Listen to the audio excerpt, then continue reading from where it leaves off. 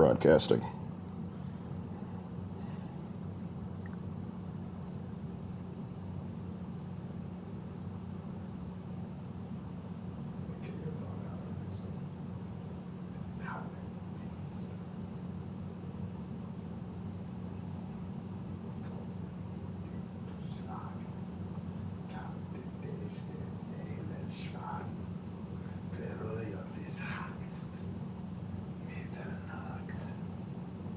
What? You think you can meternacht me? Yeah, what's meternacht explain is my thing. Ah.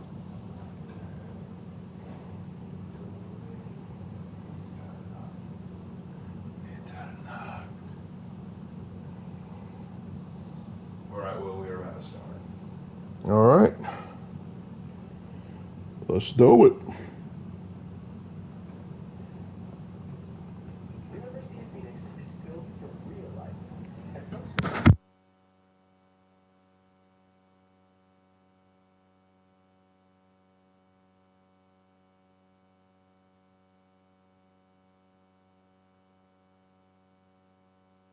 Alright. 3 ads, really. Alright, anyway. Welcome back, ladies and gentlemen. We're about to go check on the local tribe.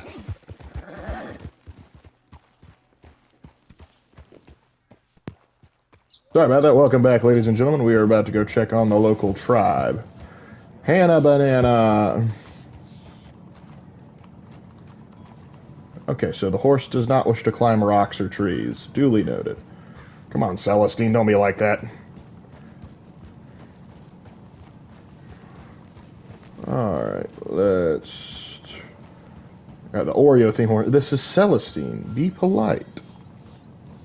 I guess I can't walk or ride through the town. You know, I don't think they need to set up teepees here. With all the wood around, they'd be able to build shelters like the one up there. This seems a little odd. Teepees were good on the plains, but that was almost out of necessity, not just because they like the aesthetic.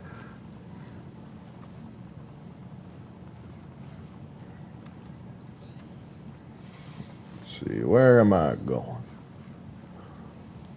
Rain falls. I come bringing rough tidings. Hello? How y'all doing? Come in. Let's see. Was a fallen Jedi like enemy considered a true Sith? Yeah, he was a Sith Lord. Well, would any fallen Jedi be considered a true Sith? That's his question. Would a fallen Jedi like can be considered a true Sith? A fallen Jedi like it? I mean, depends on what you consider true Sith. Like Baneite Sith, probably not. But I would consider them Sith. I consider Anakin Sith. I don't consider every fallen Jedi. Hmm? Believe you went on a raid. Because, like, I don't even consider Count Dooku a Sith. He's technically a fallen. Yeah, I know. I can understand that. Like, Count Dooku wouldn't be considered a Sith, but if someone's like following Sith doctrine, following Sith teachings, but they're not one of the two, I'm like, they're still a Sith. Well, the way I see it is this: you're a Sith if you prescribe to the teachings of the Sith. Hmm? Just because you don't prescribe to the teachings of the Jedi doesn't make you a Sith. I mean, you have the Gray Jedi. Yeah, I get that. Or the Grey Knights, you know. Grey Knights, that's a little something different there. Hey there, Chaos. What's up, Chaos? And also the gentlest. Hmm? I'm a great I would consider disappointment to them my the son. Grey Knights. My son thinks there is glory in death. Maybe he's right. Hi, Hannah Banana. For me, Hope you're I saw good. death being handed out so Says freely not. by the most foolish of men. I never could equate it with victory. Glory has come Absolutely in not service. good. Maybe. Maybe not, I don't know. I've killed a lot of people. Had a good time doing A it. lot of dumb. I'm very generous celebrating hitting 100, rep 100, 21-hour stream was brutal. Oof. Hope you're recovering. Talks a lot. You can make it, dude. I don't know Believe in him, him. but my son is The used to Mandalorians, death. former Jedi or Sith, or is it part of it? Mandalorians are people from Mandalore. Well, perhaps we could go So if you have a Mandalorian who is a Jedi or a I'm an Sith, old yeah, man. it would My make whole sense. life I've Potentially. tried to find peace. Like, imagine if you had a Mandalorian who was taken from the planet Mandalore and taken to raise in the Jedi Temple. He is now a Mandalorian Jedi. It won't take long. Maybe I can help you with that cough. Sir! Glad I caught you, sir. He's with the Cav. Do you know my friend, Mr. Morgan? No, sir. No. I don't have the pleasure. Arthur Morgan. It's an honor, sir. How can I help You sure about that? I was just in Saint Denis. I spoke with the mayor. It's not good news, I'm afraid. May I ride with you for a little? Of course. The only one who has killed more than Arthur is Arthur's horse, probably, if we count animal deaths. A site up in the mountains that's long been sacred to me. It's a great view.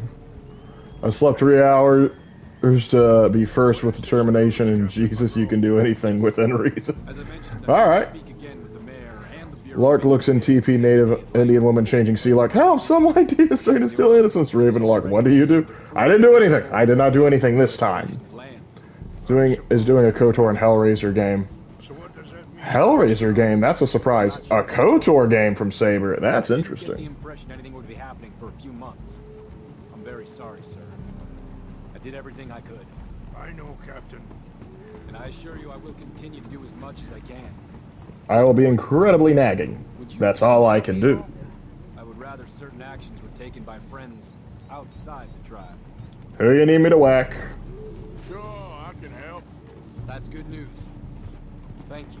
But can I get, like, your hat? Whenever you can. Even just a couple hours of your time. Well, not much. Just, going on a little ride. A game about me, my avatar, glorious. I see you, Trail. I'll see you both soon. Sure. Thank you, Captain. Enjoy the ride. We'll continue on this way. I'm going to look for some herbs to give you. And Clive Barker's doing the voice of Pinhead. Oh, how about that? I don't know why when you said Clive Parker, I immediately thought Bob Parker and went to Price is Right. We actually got up to Rep 100 on PK. She's very happy about it, taking a big power nap. Good for her. That horse? Brutality and beauty are both all around us. Yet so often we're unable to see past our own grievances. This is going to be a real philosophical trip, isn't it, bud? Try to teach my son. Listen, I know a thing or two about being disappointed in you, son. I played Fallout 4 too. Go on, get out of here. Good. There was no need to harm them. Are you sure they attack on sight normally? I don't know why they're not attacking you. We can talk if you want, Mr. Morgan. But don't feel like you have to. It's a beautiful ride ahead if you need some time to think. So, we don't know each Oh, other dear. too well, but Hold on one second.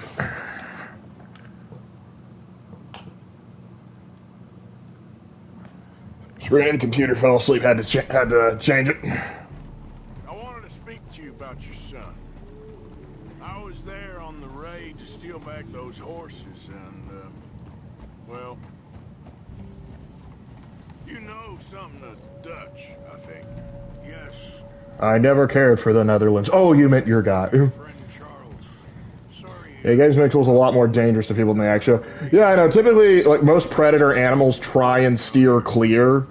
They don't want to risk the calories or their own harm trying to attack something that isn't going to be worth it, and humans are very seldom worth it. There's only like a few things that hunt humans in actuality, but the game, for some reason, wants to make wolves just go berserk. Tuberculosis became such a horrific threat that it made COVID look gentle, I think. Tuberculosis was far worse, but it didn't spread at the same rate COVID did. The real thing, pandemic that puts COVID to sleep is the Spanish flu.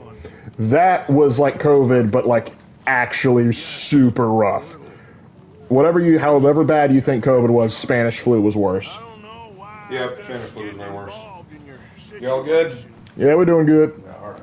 Make sure. This ain't easy to say. I'll leave y'all to it. I just don't Very trust good. you Need for got your anything, son's like, best you know, interests at Even heart. if it's to get out of What rants. can we do?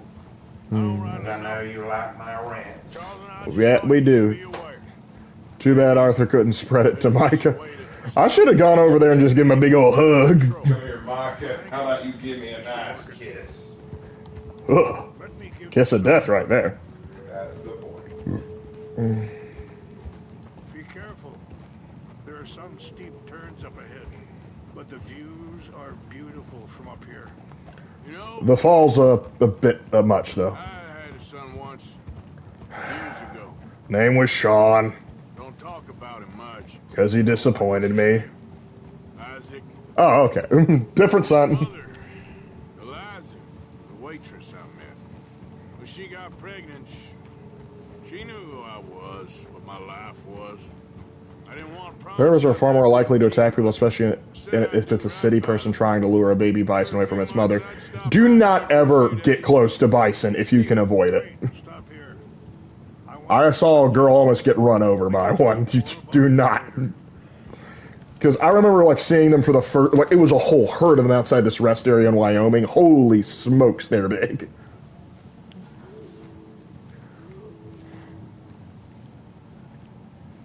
But yeah, this is a nice view.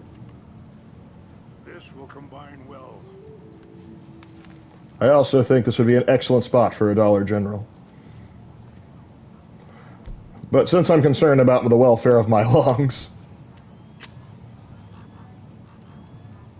Wait there.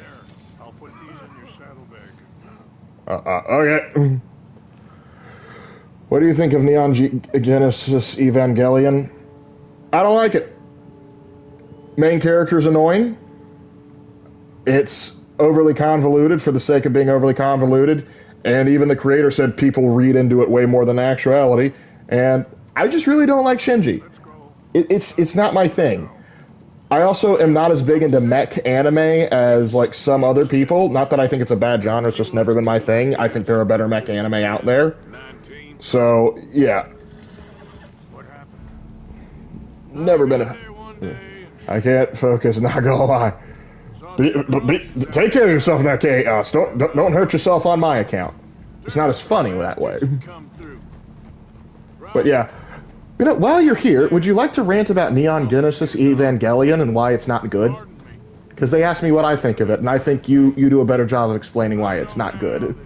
When I was in my Japanese arts of literacy class, we had to watch a lot of anime because anime is a part of Japanese arts and literacy. And one of the anime we had to watch the first several episodes of was Neon Genesis Evangelion. I knew it was popular. I knew people liked it. I knew it was a very well-received anime, especially in the West. So I was looking forward to watching it. After the first 3 episodes, I wanted to kill myself. It was one of the most atrocious anime I've ever watched. The main character, Shinji, is one of the most annoying, most outrageously annoying characters I've ever seen. He is an ungodly, whiny, pitiful pissant. Look, here's the thing. My dad likes to make fun of Harry Potter because he's such a reluctant hero. He doesn't want to save the day all the time. He wants to whine about his dead parents. He wants to whine about everything. He wants to moan about everything. Like literally after the 3rd book, that's all he does. But you know what? Let's just be real for a second. Shinji makes Harry look like Superman, okay? He is such a wuss. He spends most of every episode crying, moping, simping around, and when he actually does do something heroic, it's not really his fault. It's just him having a little crazy episode. There are scenes. I ended up watching more of this and seeing clips of it to try to find where are the clips that people like. There's got to be something in this show that's good. So I looked up popular clips of Neon Genesis Evangelion and tried to find the good in it. I found some good, like the animation quality is really good in some spots. The art quality can be really cool. Some of the designs are really neat. I can get behind some of that. But then I saw scenes that were so disgusting. So wrong. Like, here's the anime gets a bad rep for having sexual scenes in it. And you know what? Fair. I get that. I understand. Anime can do that, especially the ecchier hentai scene. Got it. I agree with that. But you're going to tell me, but people laugh, like, you know, Naruto has the sexy jutsu where he turns into a hot chick to try to, mess with people. And people are like, man, that's so silly, that's so goofy. But I've heard people say, that's a bit much, man, that's a bit much. That's a bit much. In Neon Genesis Evangelion, there's a scene where Shinji masturbates to his unconscious friend. And you're going to look at me and you're going to say, yeah, that's high art. That's acceptable. Oh, but they don't show it on scene. You know exactly what he's doing. Let's continue on. It was not needed. You're exactly right, Regulator. It was not needed. It was not needed, but they threw it in anyway. And I don't care if they did it despite the audience. I don't care if it was done despite people. It still was not needed, and you effed over your story to do it. Further, I'm not done. All the stupid religious symbolism. Japanese anime tend to throw in religious symbols that they don't understand but think look cool. And it very much shows in Neon Genesis Evangelion. It very much shows. Thank you, Mr. Morgan. It very much shows that they don't understand any of what they're talking about. A lot of it is just, oh, look at it's just angels. The idea that these angels are these entities that are showing up to destroy the world. What? How does that track? Do you not know what angels do? They throw in crosses and holy symbolism without any comprehension of its meaning. Most of the characters I find incredibly boring, particularly the male characters. Everything is just so overblown stupid. I got sick of it. I tuned out after episode 5. I couldn't watch anymore. I couldn't stand it. And when I tried looking for cool scenes, I found a few cool scenes, but nothing made me want to go back to it. Nothing made me want to go back to it. It just drove me up the wall. But you want to know the big kicker? You want to know the funniest part about all of it? When I was in college, I was dating a girl from Japan. I told her I was in this class. I told her about Neon Genesis Evangelion. And I said, I can't believe how popular that show is. I really can't believe it's so popular. You know what she told me? It's really not all that popular in Japan. Everyone just likes the opening theme song. They moved us here. Yeah. She said most everyone she knows in Japan don't even like the show that much. They just like the opening theme song. Which goes to show you can put flashy, cool fight scenes, really creative designs, and really cool theme songs on a product, and people will still clap for it. But when you actually get into the story and the characters, no one cares. Want to know another good example? Let's go right back to Harry Potter. I think Harry Potter is the perfect example. Everyone loves Hogwarts. Everyone loves the houses. Everyone loves the Wizarding World. But if I said, hey man, would you like to go to Hogwarts? Yeah, that'd be sick. I'd love to be a student in Hogwarts. With Harry? No thanks, fam. I'd rather not. Because Harry's kind of an asshole, Ron's kind of stupid, and Hermione's kind of a bitch. Just so. Why do you think everyone likes Slytherin? Want to know why everyone likes Slytherin?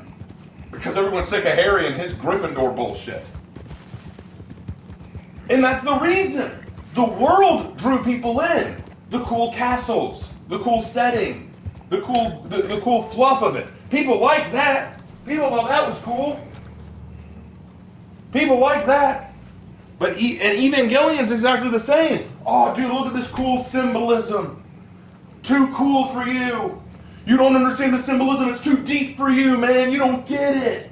The cool fight scenes, the cool mech battles, all the cool relationship dynamics, the awesome theme song. Is Shinji a good character? No, not really.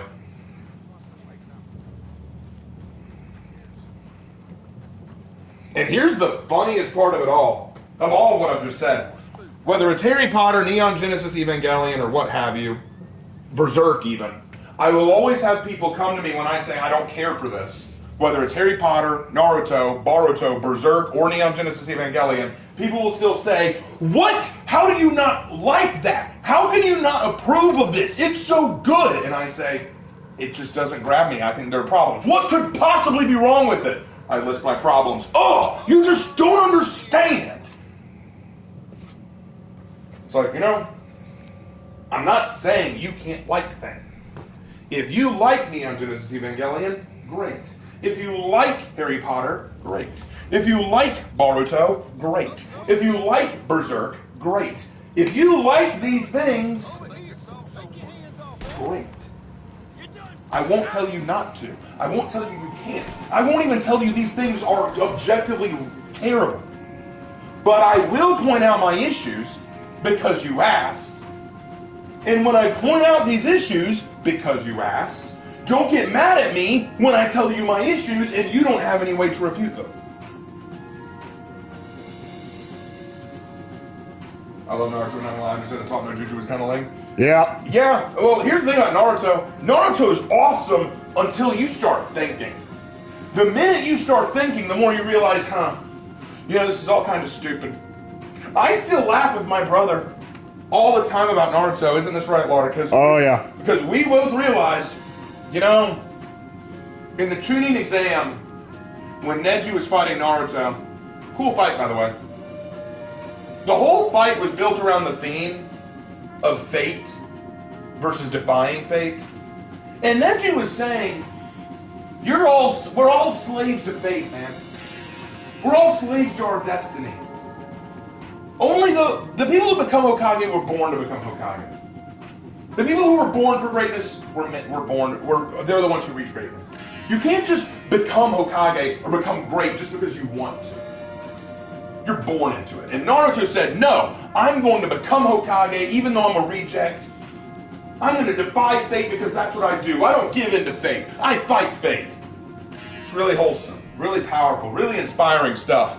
Until you realize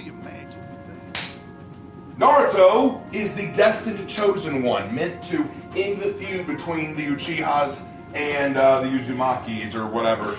He's the new Sage of Six Paths. He's the son of the fourth Hokage. He's the son of the fourth Hokage who is also the student of the third Hokage. No, student of Jiraiya, who is a student of the third Hokage, who himself trained Naruto. He was also trained by one of the coolest jonin in the village, Kakashi. Everything lined up for Naruto to become Hokage. In fact, it was impossible that he didn't become Hokage because destiny lined it up for him. So it's a good thing Neji died in the final battle of Naruto, because if he didn't, he'd be rolling his eyes at Naruto going, hey Naruto, how about that? Fate!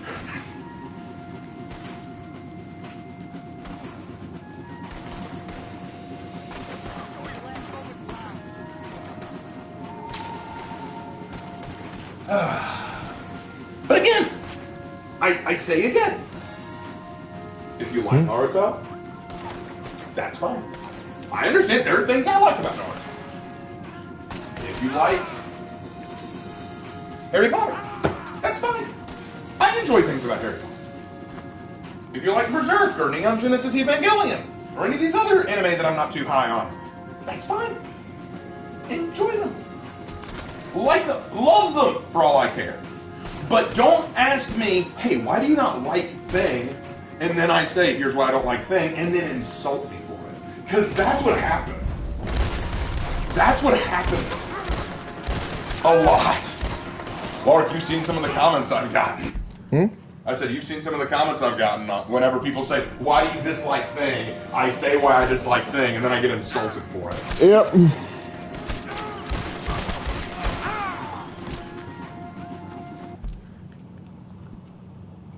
Especially when I tell people I don't like Berserk. That one.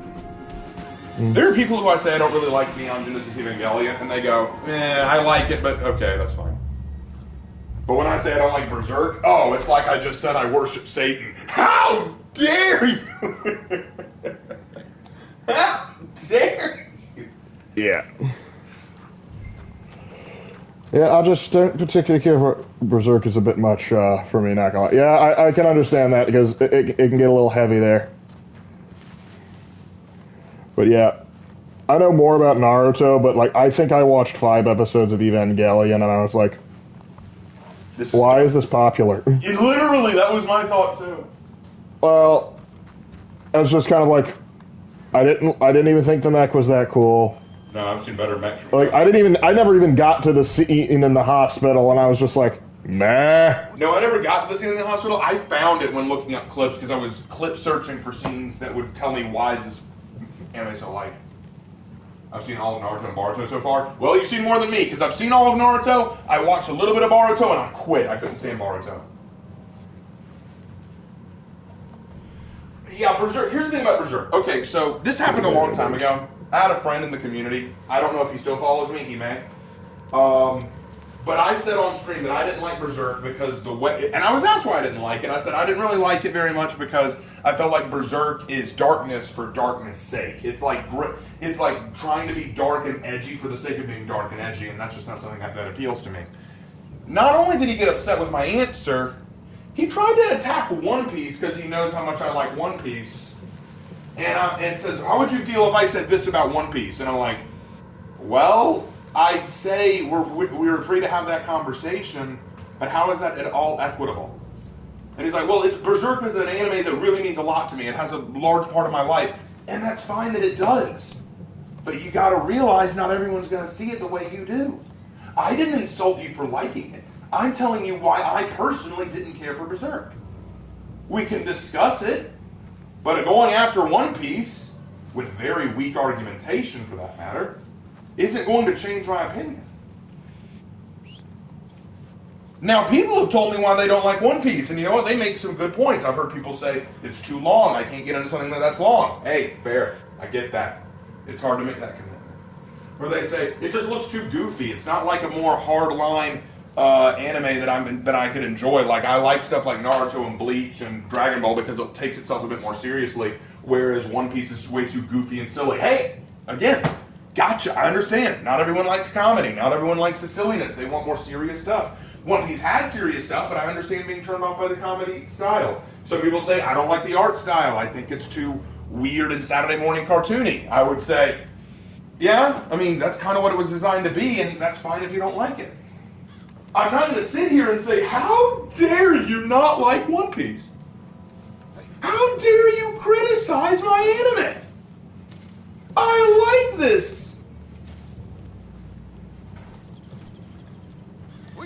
Because that's ridiculous. Who does that? Children do. Children do that because a child is the one who says, Batman's the greatest superhero of all time. And then his buddy in the sandbox goes, no, Green Lantern's the greatest hero of all time. And then that kid who loves Batman throws a hissy fit because someone didn't like his favorite superhero. That's what a child does. And there's some people who wrap their whole identity around this thing they like and then lose their fit and lose their shit when someone says they don't like it. So when I say I don't like Neon Genesis Evangelion, when I say I don't like Berserk, when I say I don't like Boruto, when I say I don't like this, people get upset because that's their thing they like, and they can't stand that I didn't like it.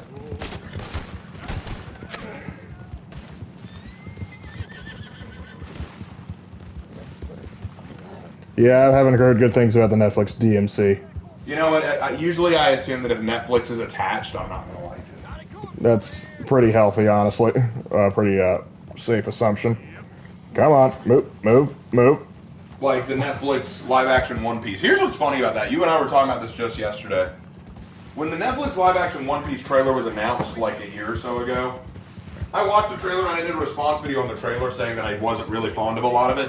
I got a lot of kickback on that, saying, dude, you're being way too judgmental. It looks pretty good. You know, they even got Ichiro Oda, the creator of One Piece, to get behind it. And there's so much love and affection being thrown into it. It's going to be great. I didn't believe it, but I let it go. And it turns out a lot of people really liked it. I watched some of it. I thought it was not my thing, but hey, you know what? If that's your thing, that's your thing. If you enjoyed it, you enjoyed it. Hey, glad for you. Glad you enjoyed it, you know? Now season 2's come out. Not nearly as much praise this time around. Still some. I still hear some people saying, oh, it's still great, it's still awesome. But I've heard a lot more people saying, did they really do that? Did they really do that? like Chopper swearing? Yes. That seems a little odd. Chopper didn't swear all that much in the original. In fact, I think the worst thing he ever said was bastard. But in this, he says shit. I'm trying to think back of all the episodes I've seen of One Piece, and I've seen a lot of episodes. I don't think I've heard anyone say shit. And if I have heard someone say shit, it's been a while, you know what I'm saying? I just don't remember them saying shit a lot. But according to what I now know from my buddy Aaron, they dropped the F-bomb a few times in the show. And I'm kind of like, now hold on. I am sure I never heard them say drop the F-bomb. I am sure I never heard them drop that. So we're now changing up the language. Got it. Take those Cool. herbs I gave you. Find out that Brooke is revealed. Yes, Brooke is revealed, and awful early for him to show up. The Giants of Little Garden mention Nika. That's awful early. That's even that's even more shocking to me this early. It's kind of like, what are we doing? What are we doing here, fellas? What are we doing? So yeah. He's a man. But anyway, I've said my piece, and I think people have moved on from the Neon Genesis Evangelion thing. Yeah, we kind of moved on it, too. Yeah, we did. We bounced down to several shows. If the screen goes away again, move the mouse there. It'll pop back up. Appreciate it. I would love to help. Vader Zim was always peaked, though. Yeah, that was fun. Well, y'all enjoy it. If you need me, but you gotta ransack. Indeed. Compendium Owl Feather Trinket. Hold for details. Permanently reduced health, stamina, and Deadeye cord speed at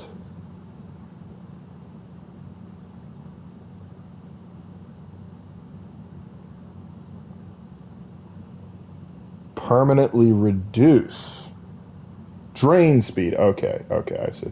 I thought I was like permanently reduce those things. Like, wait, what? Dude's trying to screw me over. I think Oda was limited by Netflix. My biggest question I have about the Netflix version of One Piece is, are they using cigarettes or lollipops? I imagine they're going to use cigs. Man, I'm starting to run out of places to where they don't hate me. Let's see, closest locale to pay off bounty here. But yeah, I never liked the mission. It's like, hey, you got to go sneak into an army camp and not hurt anybody, otherwise you're a bad dude, even though they were bad dudes. So I was like, okay. Sometimes when they pick and choose when morality is a thing, and I don't understand why they always pick what they do. For me, Vinland Saga is one of the most overrated anime heard of. Yeah, I'm not going to argue on that. Basically, the only thing I've seen of Vinland Saga is, look, Vikings, the anime, and I'm like, okay. And I was about to check it out, that someone was like, yeah, in season 2, this guy swears off killing. And I'm like, but that's what Vikings did. Why are you trying to over-sanitize my Vikings? I'm doing alright, Tech. Just chilling out. Trying to, make the world a better place, and then maybe shoot a few scoundrels at the same time. The good old Force stealth section. Yep. And it's always been, it's like, hey, this game isn't exactly optimized for stealth? Yes. You're going to have to stealth. And if you don't stealth the exact way we want to, you're a bad person. I love the game like Dishonored, but Dishonored is like a terrible offender at this, where it's just like, hey, if you kill people in this game about killing people, you're a bad person. So now you have to go through this more ridiculous, tedious process. Okay, fine. The Giants from One Piece have more Viking than Vinland Saga anime. Yeah, I've heard that too. But I remember when Vinland Saga first came out, like it saturated social media for a bit. A lot of times, popular shows I know a lot about. It's not even because I watch them. It's because it sort of trickles through memes and social media. Case in point, Game of Thrones. Again, a bison right now. She wasn't a bison burger, so it turned to a bison named Appa. Listen, I don't turn people into bison. That's too rough and hard to manage. I pick a far more manageable animal to turn people into than a bison. Vinland Saga is shonen pretending to be a seinen. Why would you say something so controversial yet so brave? There, sir? Yes? Why? Been some grip going around here, and I just thought, you know what? Never mind. What can I do for you? Here's my bounty paid off, and I was never here. If you give me the choice to take the enemy out most of the time, I'm going to do that. Yeah, that's the thing. I will say in Dishonored, you can knock them out and other stuff like that, but it's more time-consuming and tedious. And I have gone through, it wasn't a no-kill run per se, but it was a high honor run, which I agree had the better ending, but I was kind of pissed where it's just like, it's weird how it's determined. Like, if you're playing Dishonored, I understand it's like, hey, killing a guard is a bad thing because this guard, he used to work for you. He thinks you're a bad person. He doesn't understand. Okay, I get that. But if I'm killing like some mobster or some cultist, is that really the equivalence here? It's like if I find definitive proof like, hey, this person's a bad dude, I can't axe him. Particularly when a lot of the non-lethal methods to take out the main targets are worse than actually just killing them. It's like, no, don't kill them. That's cruel. Cut their tongues out and send them to slavery. Like, oh, gosh. It's wild. What was I doing? Oh, yeah, I was removing that. Alright, so we could go help out Sadie or go see what the good colonel wanted.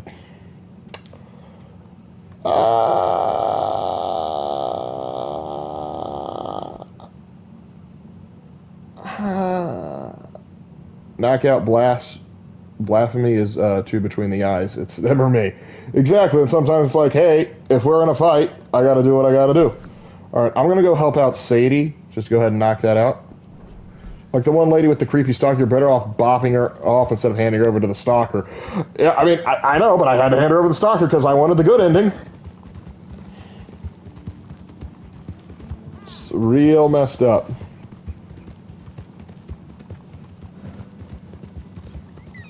There's also the fact that some target's death is a preferable. Yeah, that's what I was talking about.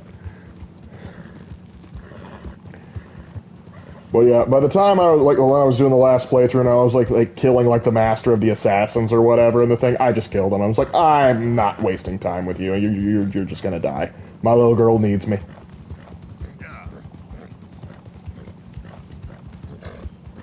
But it also, I do love that, like, when games like, hey, you want to see this cool power you have? You can, like, summon rats to consume people. Oh, that's brutal. But if you use it, you're bad. Okay.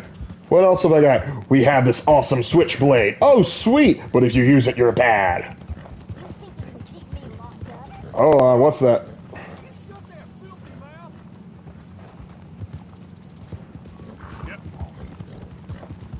What's going on? Oh, they're just carrying a bounty. Lark ran over Hannah the rabbit raven. Great, now he will rant at me for that. Thank you, Lark. Hey, anytime, I'm here to help. Ooh, I'm a little overheated. Not exactly incentivizing me to help you out. You sound like maybe you deserve whatever's coming to you. Alright, I'm gonna have to change outfits real quick.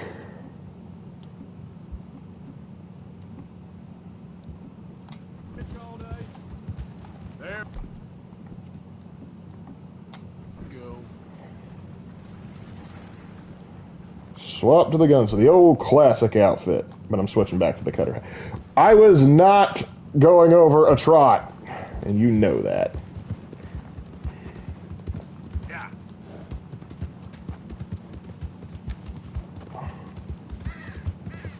I like Dishonored. I saw the morality system, a combination of valuing your subjects being interesting for the outsider. Also, low chaos allows you to kill under 20% of your enemies on target. Yeah, but the problem is it's trouble keeping track of that. Keeping track of that is the issue, because I almost wish there was like a little meter. I know it would kind of break immersion, but I like this little meter that tells you, hey, don't kill more than this amount of people. It's kind of ridiculous how they had it set up. It made it really annoying. Because there'd be times where, you know what, screw it, save, kills everyone. All right, reload. Let's do this now. Actually, that is a strat. You go like, all right, save. Go through, kill everyone. Okay, now that I know the layout, let's reload this and go through. Are they changing clothes on a horse while moving? Without moving? Much damn magic, cowboy. If everyone is eliminated, that's 20% to me, yeah. But you can't go over 20%, that's the problem. I think Dishonored 2 fixed that a bit. Dishonored 2 does fix a lot of stuff. Like, one, I like that you can pick between two different characters and they have two different abilities. I like it because everyone's like, do you want to play as the boy or the, like, do you like the, it's like Assassin's Creed Syndicate. It's like, would you like to play as Jacob or Evie? Jacob's better at fighting, but Evie's better at stealth. And the difference isn't that much of a big deal. Or like an Assassin's Creed Shadows, like, do you want to be good bonking or do you want to be good, everything else? But then Dishonored 2 is like, hey, do you want your powers from the old game? Combat still the same. Or do you want combat still the same with your daughter, but you have some new powers that do similar stuff, but adds a little different flavor? I'm like, okay. Because the first time I played Dishonored 2, I played Corvo. Second time I went back, and I need to finish it, but I was playing, gosh, I forget her name, but I was playing the daughter, the queen. And I thought her powers were actually kind of cooler. But the thing is, what's nice about that is like you have more access to sleep darts. The crafting rune system is better, and also you can, if you get spotted, you can parry. You can parry and bring them into a chokehold, so that you have a method of non-lethally takedowning people even out of stealth, and that was greatly beneficial. Because in the first game, if you got caught, you were going to have some trouble. But with that, there is a catch that the stealth in Dishonored 2 is rough. I found that sneaking and hiding around in Dishonored 1 was much easier. I'm trying to leave you in peace. Hold on, what the heck is this? I beat Wex by 3 hours, I think. What a boy. Like, hypothetical question. If you and Raven were sent to the age of the Cowboys at its peak, how would you live for the first 15 years? You have no money or to name, but you have your own personal arms. Okay, so if there's two ways to take that question. If we're talking about actual history, Age of the Cowboys is going to be a little bit rough. But not unfeasible. What I can do is I can go try and, hey, I could try and become a cowboy and actually herd cattle and join out. There's always people looking for farmstead and whoa. So I could do that. I could find a way to pick up job. I could find employment. Don't you worry about me. I could also potentially take out a loan and try and setting up my own farm. So that would be a little bit rough. Now, if we're talking about, it's like the spaghetti western Wild West, like Red Dead's going on, and I have my own weapons and other stuff like that, my immediate thing would probably try to go hunting, trapping, and other stuff like that for a living. Learn like that. Or, honestly, join the army. I mean, life may be rough and hard, but you'd build up some funds. It gives you connections. And the fighting would mostly be probably done on the plains, which can get tough at times, but I could potentially help sway things another way and try and calm things down potentially on how far I get. Because another thing to consider, Raven and I are educated. We do have, while our dialects and vernaculars are going to be a little bit different, we would be able to keep up, and we could potentially go up and even get up as officers. Or maybe I'd try and become a lawman like this right here. Who knows? I could try and become the Lone Stranger. Well, don't we just look the part? We'll cut through the alley to get to the gallows. We keep our weapons. But I didn't sleep as long when she started her second day. I was already 5 hours on stream. Gotta respect the grind.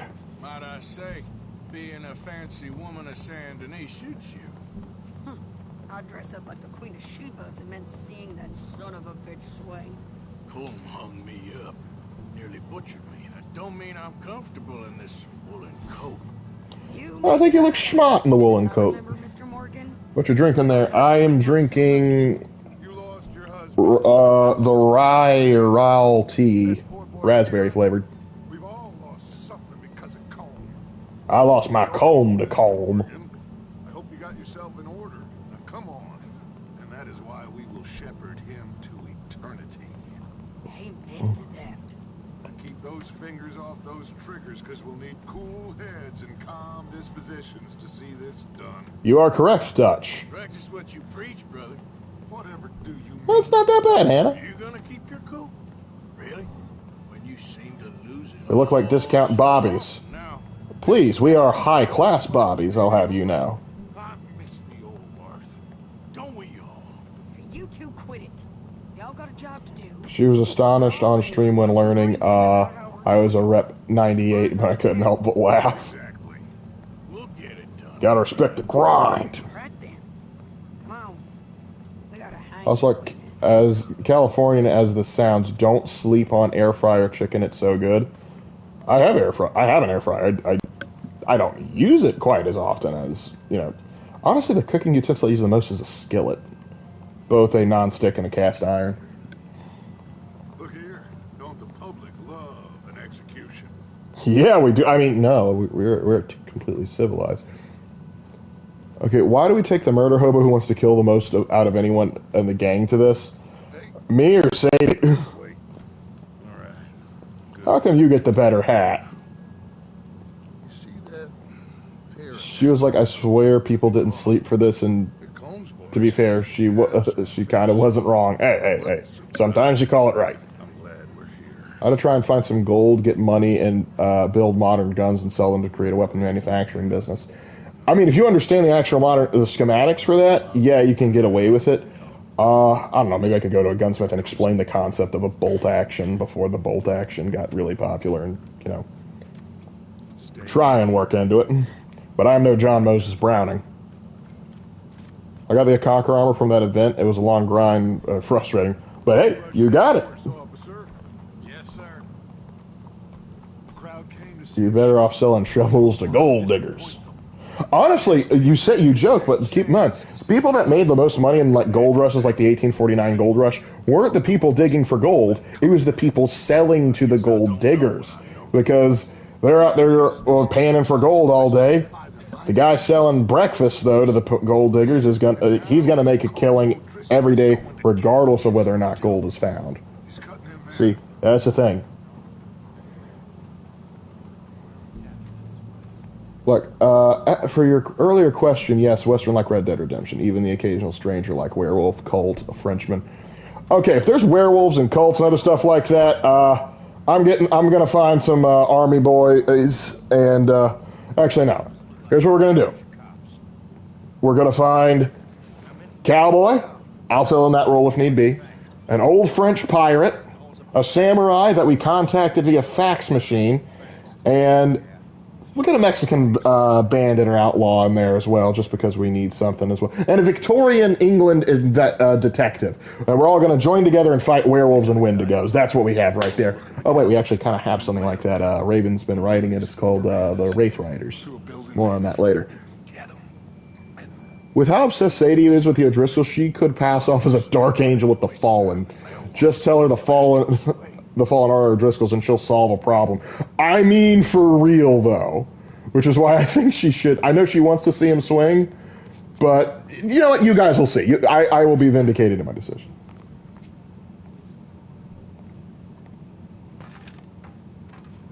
Find a way up to the roof and stop it. I'll go back to Mrs. Adler. Mrs. Adler.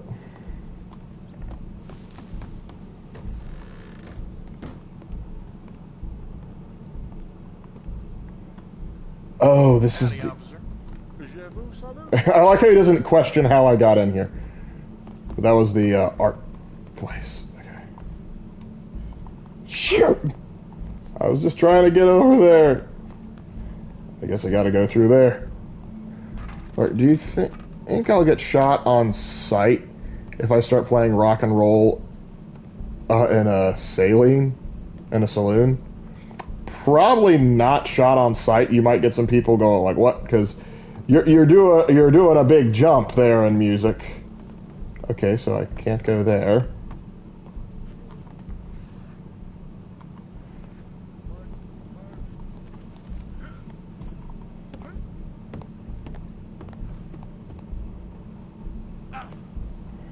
Well, that didn't work. Look for a letter that says to access the roof. This gets me up partially. I took Thursday off with no pay to get that, not gonna lie. But you did it, though. You did it. Let me in. Okay.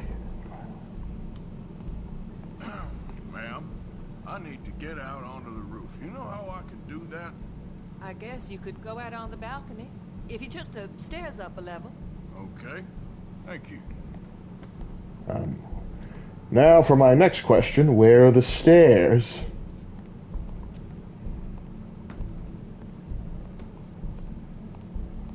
I told my boss it was going to be, and then she understood it to an extent.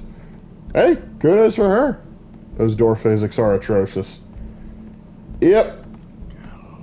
Gallows, which way was you? Where's that place they hang them people?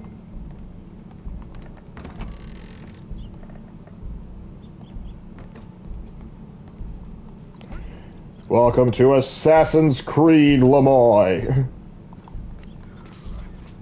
Do do do do do do do. What's this then? Looks like a gun kit. Yeah. Oh, hey, don't beat me to that. Oh shoot. Your boss is gonna swing.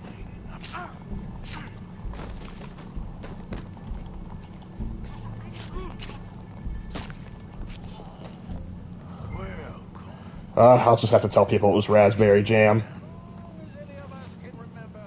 A Carcano rifle. Hell yeah, hell yeah. Yet justice itself can at times be barbaric. I could end it right here. I could put it all to rest. Cole and Dutch both get it. There are some perks to being single sometimes. That's what I tell myself too. No, seriously, there are some perks. Welcome to Discount Assassin's Creed. What would they do if I just shot him right now? I'm curious.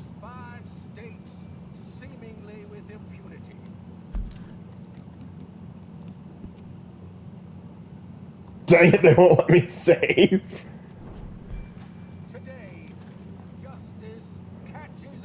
Lark, how would you... Oh, what's it? You make. I've been a bad man. Silence! These charges. This is not a court where you shall be tried. Yeah, you would have already been tried at this point. Lark, how would you and Raven deal with the most notable events in the Cow era, continuing from the Western hypothetical question? The most notable events in the Cow era. Okay, so the forming of the Transcontinental Railroad. I don't know. It actually could be a place we get some money out of if we're looking for odd jobs. Hunting down maybe some of the gangs, like maybe Jesse James or something. Assuming we don't get shot. Might get in front of those sites. Yep. A man who just realized he's going to die. Whenever you are ready.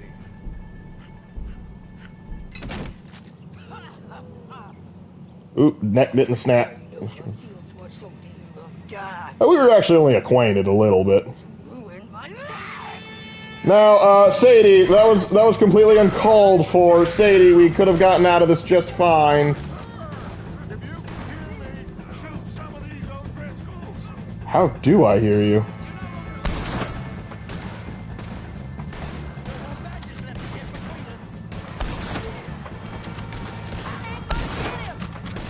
Right in the Johnson.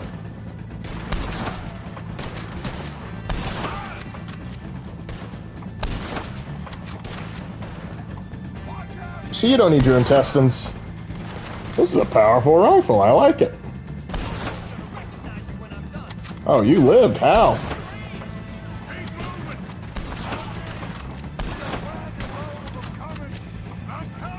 It's feuding time out here. It is. We feuding.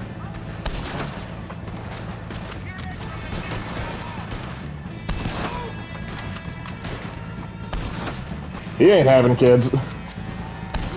Alakablam. Well, we got him. It was at this moment he realized he fricked up, Lark laughing like a madman. Yep. Another just go down. That's 500,000, now 39 million to go. Yeah, these breed like cockroaches, don't they?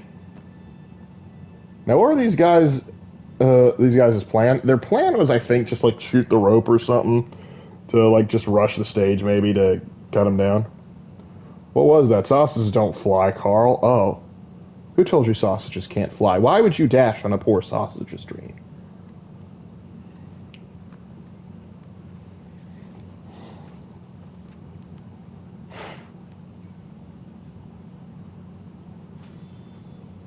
How you get on, Arthur?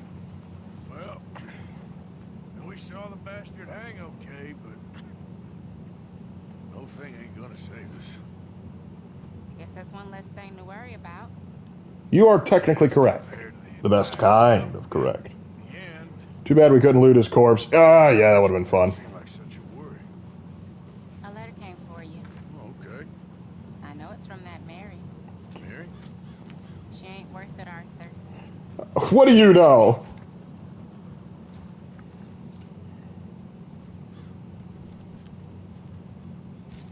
My dear Arthur, you never showed up.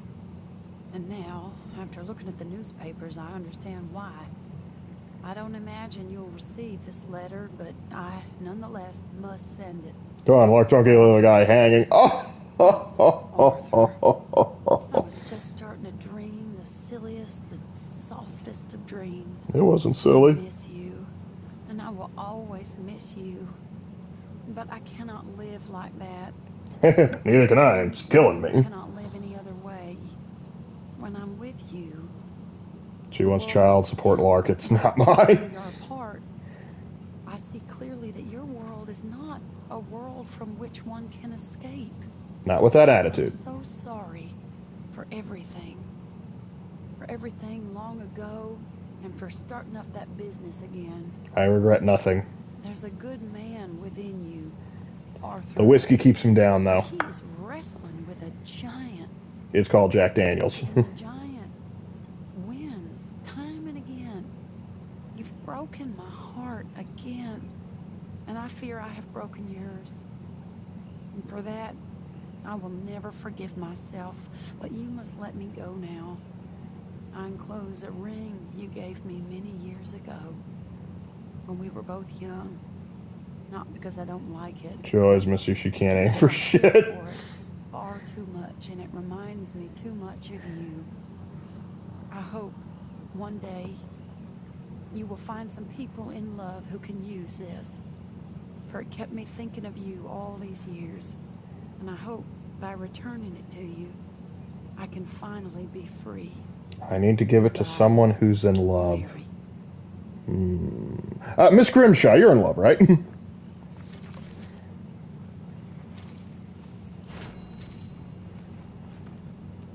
Man, I keep getting bronze on these. Oh,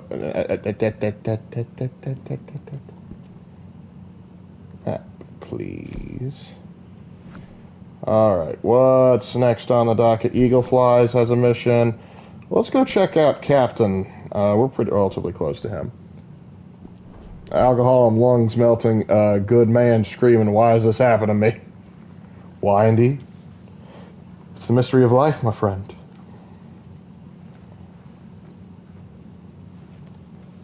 Let me clean you off a bit. You're getting a little dusty. He got divorced before the marriage. Darn. You know, it's kind of an interesting thing. He is established as, like, I'm not sure if he married the lady he had a kid with, but the lady and the kid both died. And so I don't know if he and Mary were a big thing before or after that. I answer your problems, Kentucky bourbon. Never mind what my doctor tells you. He's trying to convince me to be a quitter, and I ain't no quitter.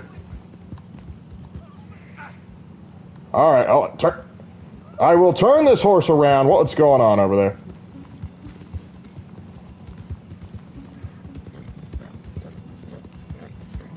I heard someone crying for help. Huh, false alarm, I guess. Or more likely, the event I went out of the event. Okay, I heard it again.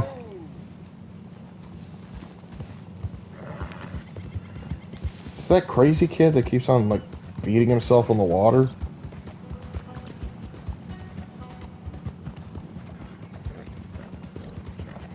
I know I heard him.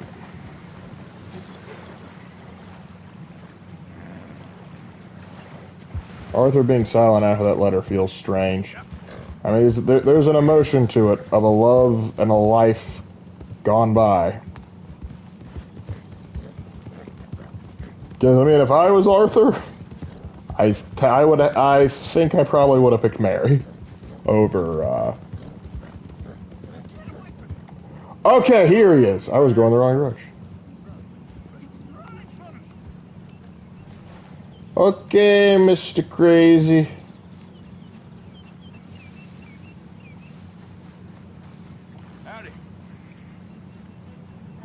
Would you like some tuberculosis? I'm in so much pain. I know the feeling. He won't send me the message. He won't. I've been here for years, and nothing. Maybe you aren't supposed to be here. Are you the signal? I don't think so. Maybe. I don't know. What signal are you looking for? How do you know? How do I know? How do I know?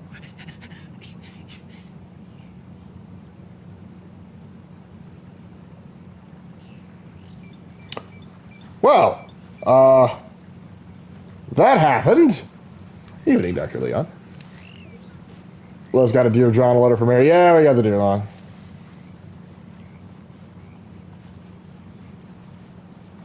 Alright, let's clear out. Yep. Back to go check out what the good Colonel wants. Whoa, The Murphy boys were doing this, weren't they?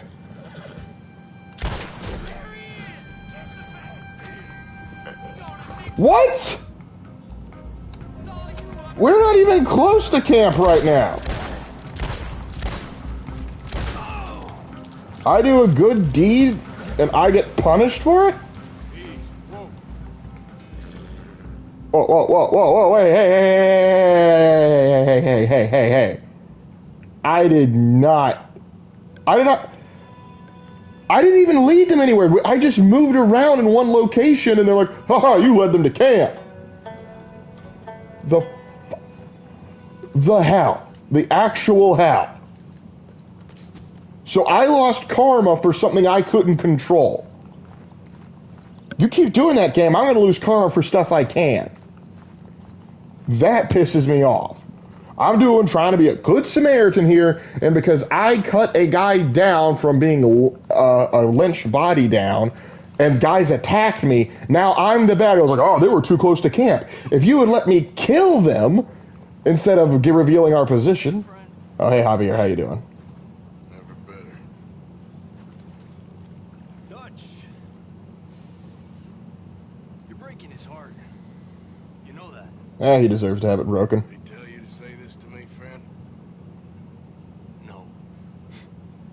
But I know. Dutch, and that fool at his ear. You're gonna kill every last one of us. Yes, Trailblazers, that's exactly what happened. The game, hi, Lark, freak you! Oh, hold on, we got like a little question mark over here.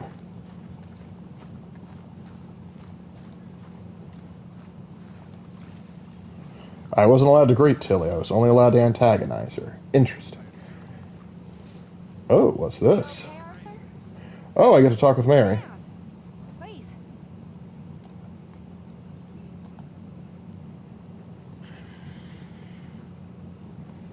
I'm fine. You don't look fine. Yeah, because I'm dying. I can't handle much more of it. Well, I had some bad news. Was it Mary? No, not exactly. That's me. I'm sick. Sick? Yeah. Might die. So casual. Oh. I'm so sorry. Statistically, someone has to be. Me too. Me too. Maybe you'll get better. This game's a prequel, sweetie. This game's a prequel. I'm not getting better. I'm sorry. Only the thing is, since then I've started seeing things differently. Maybe I really can believe it's not butter. The whole world seems different somehow. It's like we've moved regions. I can't explain it. Ridiculously at Lark's eyes twitch as he contemplates burning the whole game back down with moonshine and a lit cigarette. Don't tempt me. I guess Why is Arthur running around? Because he's dying to get stuff done. Oh, I'd say that kills me, but really the TV's beating you to it, so... Try to do the good thing.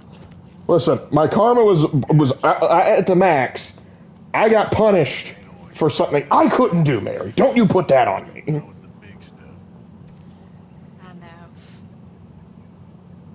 Trust me, I know.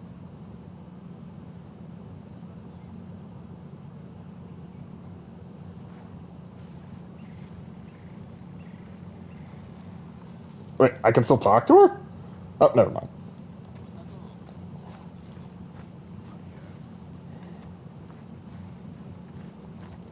Let me change coats real quick.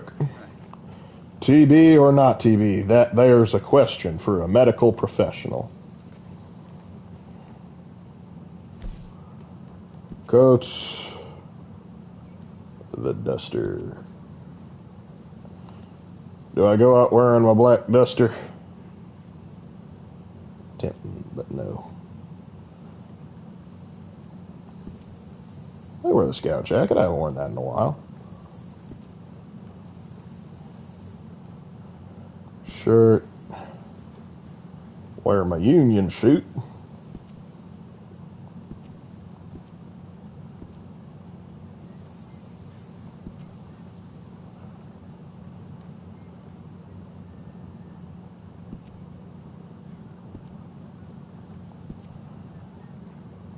Give me them blue jeans.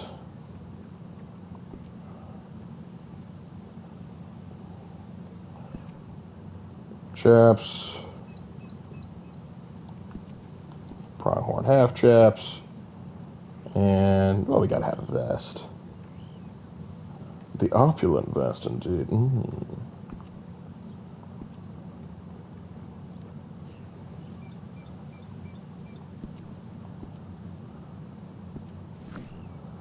Alright.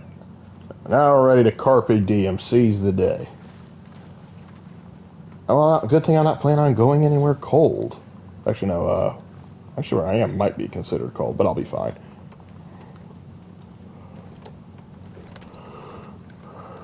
Oh, back on that trail, and if any other Murphy doodads want to tussle, make sure it's away from camp.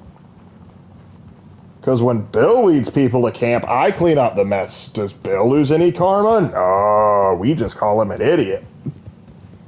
So ridiculous. I need to talk with the developers about that one, because that was legitimately unfair. Arthur needs more bandoliers. Oh, I only have the one. I do have one on. I thought I didn't have any for a second.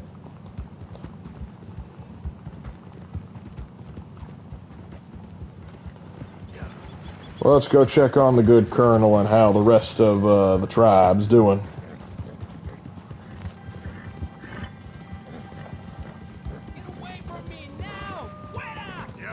Uh-oh, does Kennereth strike again?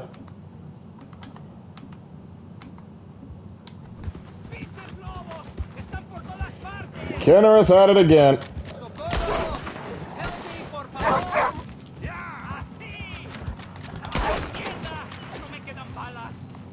There we go, I got my karma back. Eagle flies like, no, you don't have to shoot them. Hey, want a wolf pelt?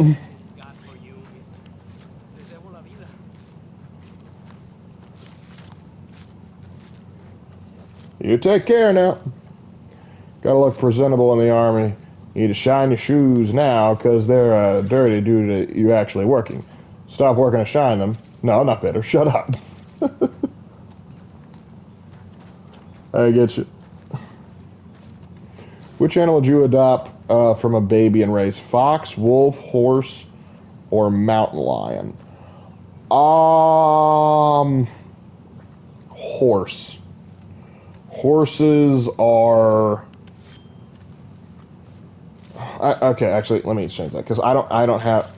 I suppose my family does have land somewhere, but I'd have to develop it into a horse ranch, I suppose. Though a horse is more valuable and I could sell it. But I guess probably a fox, Considering where I live, they would be more manageable to take care of.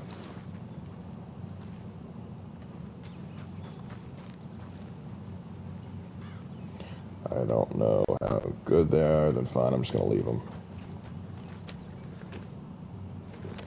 Right! Gotta have the wolf pelts on the back of the horse as a reminder to any would-be wolves that I can and will gut you. Wolves are basically dogs, and if it's like one, will normally act like one. Typically, yes, but there are some other things that change that are different about wolves. They have a few mannerisms that are different, and also they are big.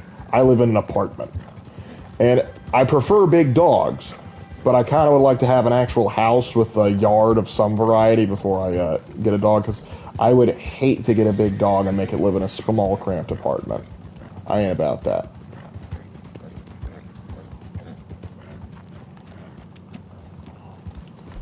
The horse needs something to take the edge off. There we go. Wolf refuses to bark. Instead, they pop off when alerted. Wolves are epic rarity dogs. That is true. And listen, if I had the space, I wouldn't mind raising a wolf or something like that. But I gotta think space. I think I could house a fox and be relatively fine with it. Not to mention, I've seen what domesticated foxes look like. Honestly, the only thing that worries me is the smell.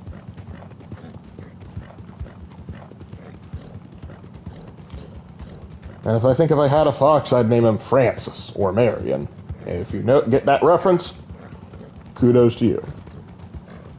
Bears are also legendary rarity dogs. If I wanted a bear, I'd just get like a mastiff. Those things are practically house bears.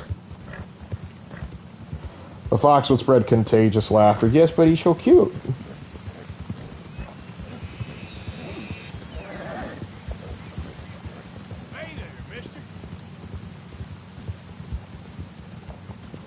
Fun fact about wolves, scientists took a few wolf cubs, and each person they never saw throw a ball. The wolf cubs took the ball and brought it back. Wolves already know how to fetch. It is ingrained into their DNA to be good boys. Does that make a polar bear a pay-to-win dogs? You don't want to tussle with no polar bear. Remember what they say about bears. If it's black, fight back. If it's brown, lie down. If it's polar, you gonna die. I was just here. I need a real big old dog if he's all gentle. So that's the thing. A lot of the reason why big dogs are typically more gentle is because they are raised to be that way. There's also some temperament in there too. But since everyone knows these guys can do some dangerous things, they are owners take far more emphasis to train them to be like, hey, you don't bite, you don't attack unless you absolutely have to. But then you get people that get the little frou-frou dogs that are basically forever puppies and forever little gremlins, and they spoil them rotten. They go, oh, well, he can't really hurt anybody, so he's so cute, it's so great. Like, we don't have to do anything, and they turn into little spoiled dogs. And then they go and bark up a storm at me and and big dogs that could chomp them to pieces. So you like foxes? Like me too? Yeah, I like foxes, fine.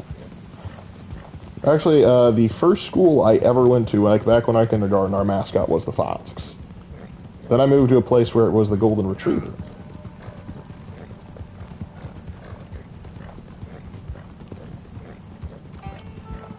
But yeah, I occasionally see a few foxes down where I live. So we have some gray foxes that chill out. First time I saw a fox, though, in the wild was around Lake Murray, South Carolina. What's your favorite dog breed? That's a tough question, because I have a soft spot for English Springer Spaniels, since that was the dog that I grew up with the most, and then my parents have gotten another English Springer, so I'm very partial to them. I love Golden Retrievers. Golden Retrievers are beautiful dogs. I like Labs in general. I like Shepherds. I like I said, I like big dogs. I like Mastiffs. I like Let's see. I had a buddy that had an Australian Shepherd. I really enjoyed those dogs. Those are beautiful dogs. I like the look of Huskies, but I think for Alaskan Emirates because they don't seem to be as crazy. Because Huskies, from what I've seen, they're very loud, which I think would grate on me after a while. But yeah, big dogs and spaniels. I like those. Hello. Here I am, as promised. You're not stealing that boy's suit now, are you, Colonel? Pit bulls? I don't hate pit bulls, but at the same time, I know there's people like, pit bulls, they're just misunderstood, and like, to a degree. A lot of times pit bulls are trained to be violent, and those are the ones you gotta watch out for. But pit bulls do have an aggressive nature to them you have to be careful with. So even if you think it's well trained, do not leave it unsupervised around a child. Because children can do stupid things, and if they agitate it, and they do something to defend themselves, child can get hurt. Do not let a pit bull or any breed like it around a child, even if you're like, no, I've trained him well. Does not matter. For the dog's own safety and the child's, you keep it away because you don't want it to accidentally do something. I refuse to ever own a husky. Hell no, no way. Yeah, you got two kitties. You got don't worry about that. Roddy and a German Shepherd. I love German Shepherds, particularly like ones that are just so calm and peaceful. Like I remember the first time I saw a German Shepherd in real life. There were two of them. It was at like one of Raven's soccer games because we did like a church league, and I went over and I was like 8 or 9. I was like, "Can I pet them?" And they're like, "Oh yes, go ahead. They're big babies." And sure enough, they were. They were so friendly. My favorite would be a golden doodle because my emotional support dog was one. I miss him. Yeah, I miss my dog too, Dixie. What's her name? Now our parents have Della, and I do love Della, but Dixie was something. Is that a cow? I think I know a spot where we should be able to intercept it. My ADD's kicking in. Just random cow jump scare. What are your thoughts on this soldier who's with the natives? I shall explain. I like him fine. He's a good character, but he is basically the game's realization that they can't portray every person in the army and every person with the U.S. government as absolute sons of guns. Because, yeah. As much as I love this game, their handling of the natives is very much along with the stereotypical they make the similar sin to Assassin's Creed 3, though I think they do it a little bit better here. Where basically, like, they're the stoic natives that never did any wrong, and yet the white men come and take their land, break every treaty, and be ruthless and mean. And I will give them this credit. It's 1899. The Indians have pretty much lost at this point, and so any resistance is kind of almost like a last act of defiance. But if you go back earlier, like, even Bill kind of mentioned it earlier, like when Dutch was chastising him, like, you were terrorizing Indians, and he's like, hey, I saw some stuff. Like, that's the thing. The Indians, while they definitely got the raw hand from the government, there was wrong on both sides. And I just think there's more nuance to this topic, but modern media likes to summarize it as settler and American government bad, Indian always good. My dog died a few weeks ago. We buried it in the backyard. Yeah, Dixie. My dad took and buried at the old family farm. It's an Ebel Savage trip. Yeah. Well, it's not that pit bulls are agitated. They are high energy and play. They are good with older kids, but they want to play rough, so they hurt by accident. Yes, that is true. And that's the thing. If there was like a 16-year-old that's trustworthy, that's one thing. You can have that look over a pit bull fine, particularly one that hasn't been raised. The real problem also comes when you have pit bulls that have been taken out of like homes where like they were raised to fight. Those take a while to calm down. Damn you, modern media! I know. But admittedly, I think they do a better job here than a lot of others. Than a lot of other media. Like in Assassin's Creed 3, I think they did it worse. Because at least in this one, it is so much later that Rain falls as pacifism almost makes a degree of sense. Because he's like, we've already tried the aggressive route. It did not. We did not win. It did not get us anywhere. But with Assassin's Creed 3, resistance against colonization would be very heavy. And in fact, they would go on the offensive multiple times, even when they weren't provoked. Modern media tends to forget the Indians were not one nation but multiple cultures that had different values. Yep, but that's complicated, and we don't want to do that. We don't want to. We don't want to actually think, and also that goes against the narrative we have.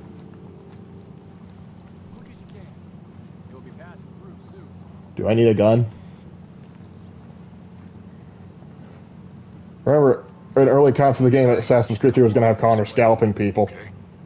That'd actually be kind of... not saying that would have been a good idea, but at least the commitment would have been interesting to that. Secondly, fool's errands are my favorite kind of work. Fair enough. In that case, I can see we shall be great friends. May I ask you a question? No. Why don't you just tell all the folk up in Washington what kind of an idiot Colonel Favors is and save us all a lot of bother? Unfortunately, the government doesn't work quite like that. If you say so. There. I think that's the wagon. All right. Get yourself out of here. Just remember to keep it clean, understand me? Don't worry, I'm as clean All as pit bulls they aren't come. naturally aggressive. It's the past people used to leave kids alone with pit bulls and then went off. Try not to get yourself killed, Often the pit bulls would protect them until the adult got home. In certain cases, yes, but there are cases of pit bulls that will attack. Now, granted, it's not always cut and dry, but...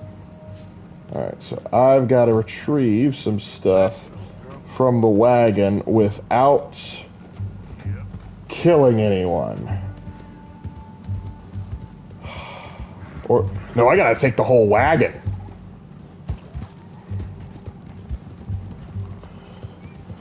Okay, this is gonna be rough.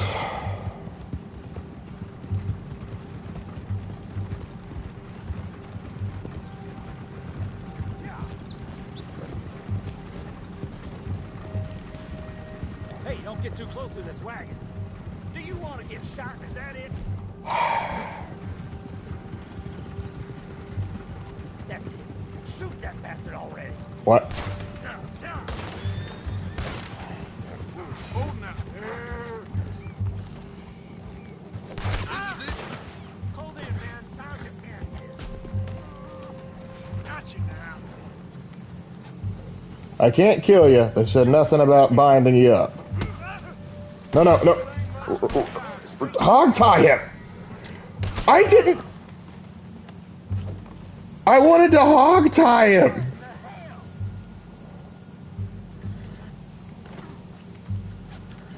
Just, you know, just shoot me. No, just shoot me. I fail. I didn't want to kill anyone.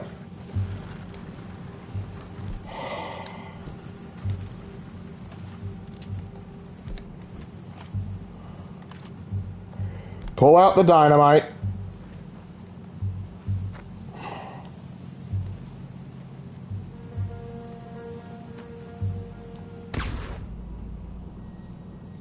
I always hate missions like, you can't kill them because you'll be a bad boy.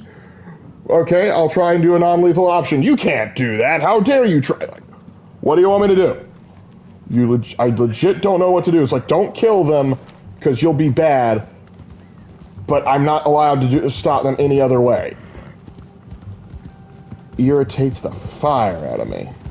Let's just try intimidation. Hold it right there. Whoa, you better put that down right now. Just... Gonna need your cargo, fellas. Are you insane?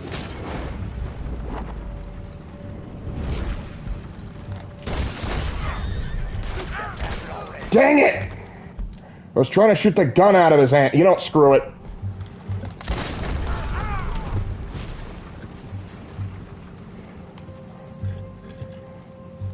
Mission be damned, you're gonna die.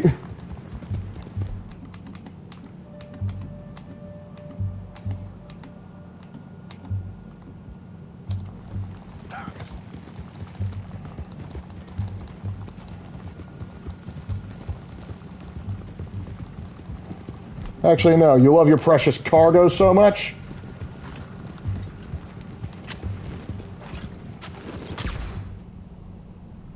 Let it burn. Simple dog rule. If dog's name is something like Princess, it'll try and kill you. That is true. It's like Ripjaw. It is a good cuddly boy. That it is.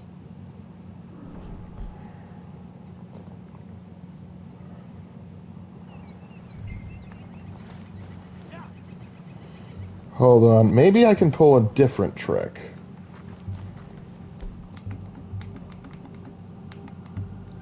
Give me the Carcano.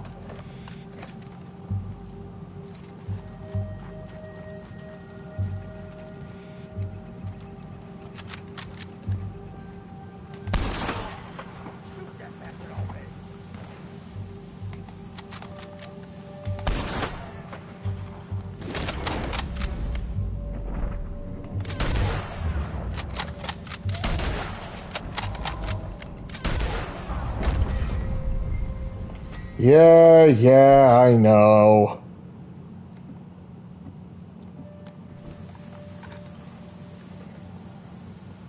Now I have to kill myself again.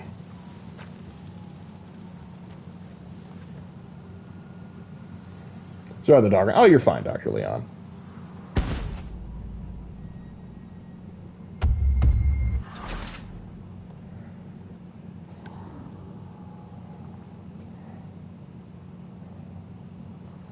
But yes. Oh, they just decided to keep it this way, huh? No.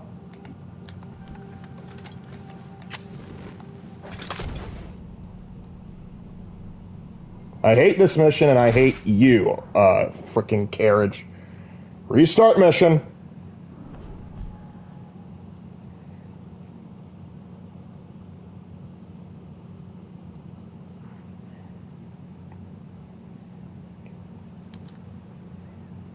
Captain Monroe. Of course. Yes, we will skip. Okay. I think I know a spot where we should be able to intercept it. You mean I'll be able to intercept it because you're not going to help. You could order them to stop, check something out, and then I would steal it. But no, I have to do the heavy lifting because a man with tuberculosis is the only person competent in this country. He knows you're up here helping these people. Yes. And no. Get easy. He knows I'm here to produce a report on the situation. I was sent down from the north after all the news of unrest in the region. I think my presence might be making things worse. What do you mean?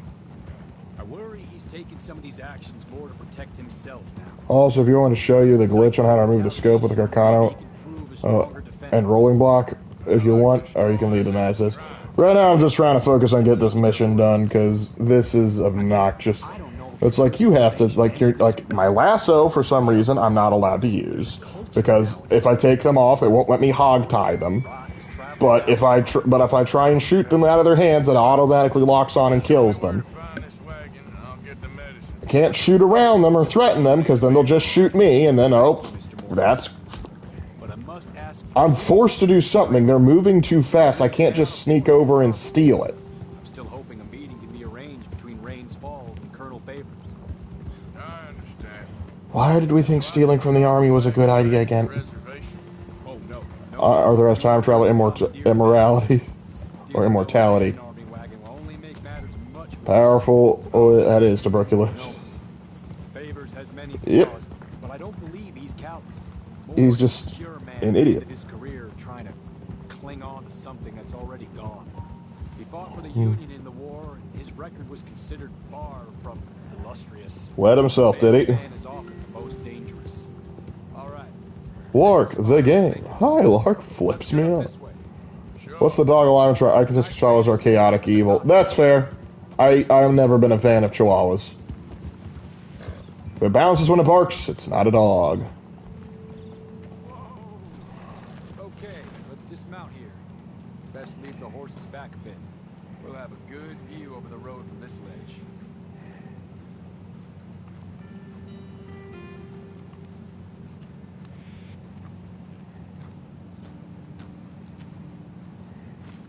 The wagon should come along this way. Okay. You're a good man, Mr. Morgan, but I fear this task to be a fool's errand. I agree with you. Long way from a good man. Secondly, fool's errands are my favorite kind of work. Fair enough. In that case, Took care of a chihuahua named Sweetie. Oh dear. Golden Doodle's on neutral good. Yes, I am biased. How do you put Golden Retriever there? Save us all a lot of bother. unfortunately, the government... What was it, like St. Bernard lawful good? You say so. Fellas are mutant feral rats. Yep. Get yourself out of here. Just remember to keep it clean, understand me? Don't worry, I'm as clean as they come. All I do is I'm as clean as this game allows me to be. I'll meet you back at the reservation. Try not to get yourself killed, Mr. Morgan. Oh, no, I can't promise.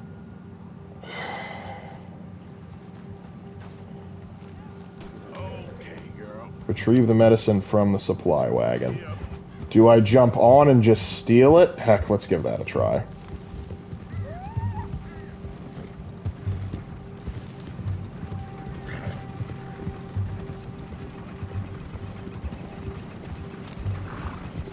Hey, don't get too close to this wagon.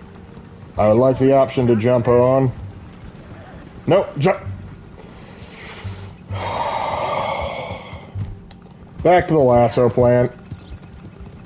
If I can grab the guy that's pulling it.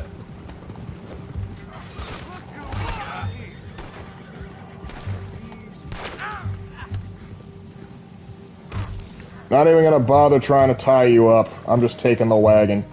Get bent, the both of you. Oh shoot, he died. Oh well, it didn't blame me, so whatever.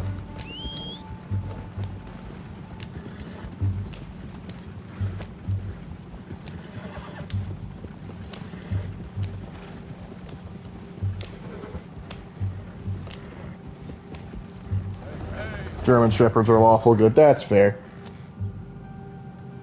Great Danes are loyal sentries. Okay.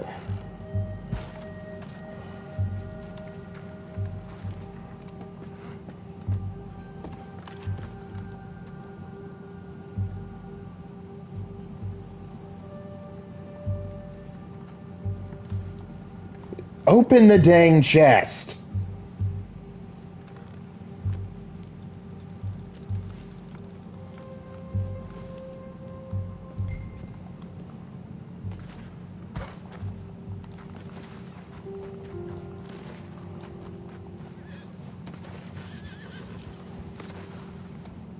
You want to tussle?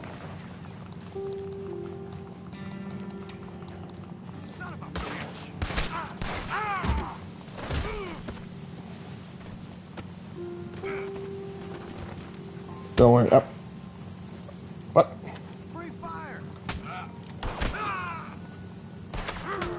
I can't. Oh, I guess I'm not allowed to hit him.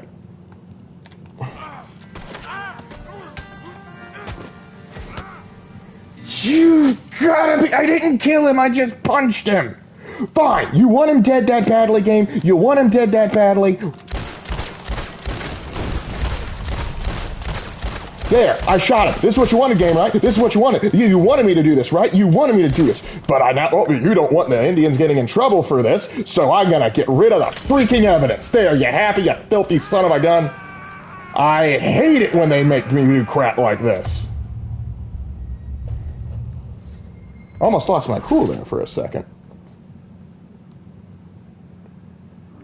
It's like you just have to let them shoot at you. It's like the kind bear situation all again. They can attack you, but don't you attack them. That's mean. Oh, and by the way, your non-lethal takedown is not allowed to be used at this point in time because we have decided that it is not. I'm glad you had fun with it.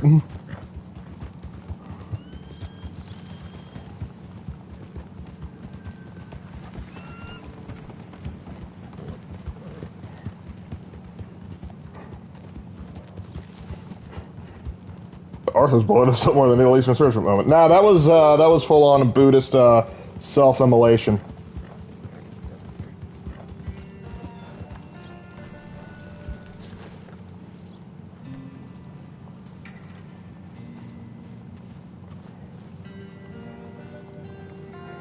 Raven being angry, damn. Lark being angry, call the Astartes, quick.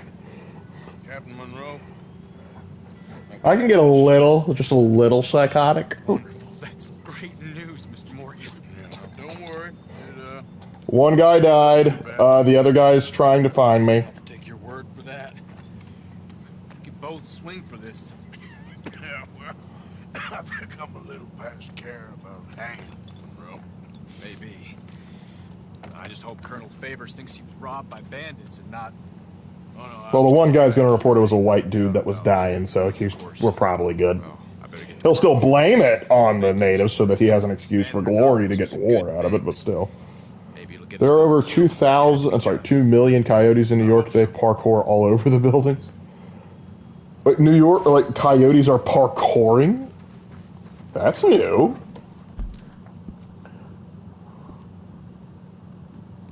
What's joining the Navy look like in 1899? You joining the Great White Fleet, son!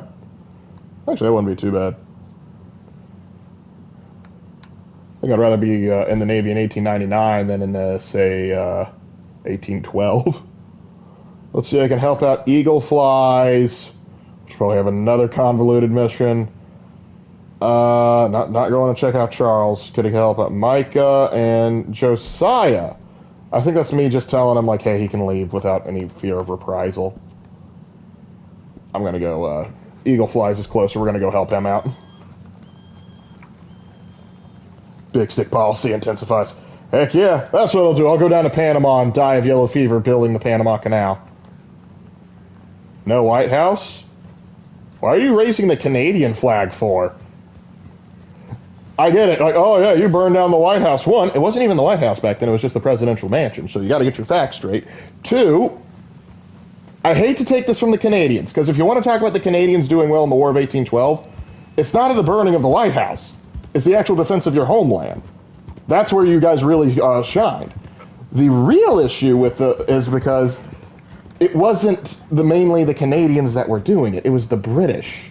The British Army is what predominantly did it. Now, whether it's some Canadians as a part of that, probably, but it's not like the Canadians marched all the way down. It was the British Navy dropping off the British Army to go and do it. And even then, it isn't even as big a flex because it's not like DC of today. The DC back then was barely a town. It was just starting to be developed. Once the British moved on to an actual city like Baltimore, they got stiffer resistance. But again, not to diminish the Canadian service in the War of 1812. They did far better than the British ever thought possible, and part of that was because America, for whatever reason, decided, yeah, you know how we won the American Revolution with only militia? No, actually, there was the Continental Army. Yeah, only the militia. We're going to do that again. Hey, New York militia, do you want to fight this war? No. All right, go. You're our game plan. Go in there. What do you mean we lost all our regulars because the New York militia didn't agree to cross the river? When we actually did send actual trained troops to fight the Canadians, they did well. Which is why Winfield Scott became a household name. Divine Wind stops the Brits at DC. Divine Wind, the Brits got DC. I gotta give them that. I've actually heard a joke said that the last people to have fun in DC were the British, and that's because they were burning it. Let's destroy our Navy and use only our militia. Yeah, because we make great life choices. Then again, the War of 1812 was the wake-up call the U.S. government needed to go, okay, relying exclusively on militia, particularly for offensive campaigns, is a terrible idea. Because then when we got involved in the Mexican-American War, we fixed that problem. Volunteers worked far better. Now, I wonder what Jackson is even famous for in that war. Okay, so Andrew Jackson is famous for the Battle of New Orleans, which technically ended after the war was over, but the signing of the Treaty of Ghent took a while to cross the Atlantic. So the British under Major General Pakenham was headed to take New Orleans. Because bear in mind, New Orleans, are you trying to get yourself killed there, Mr. Elk? Andrew Jackson was heading to New Orleans to try and protect because Major Pakenham wanted to get it. Because bear in mind, to control the Mississippi River, or at least the exiting of it, you needed to own New Orleans.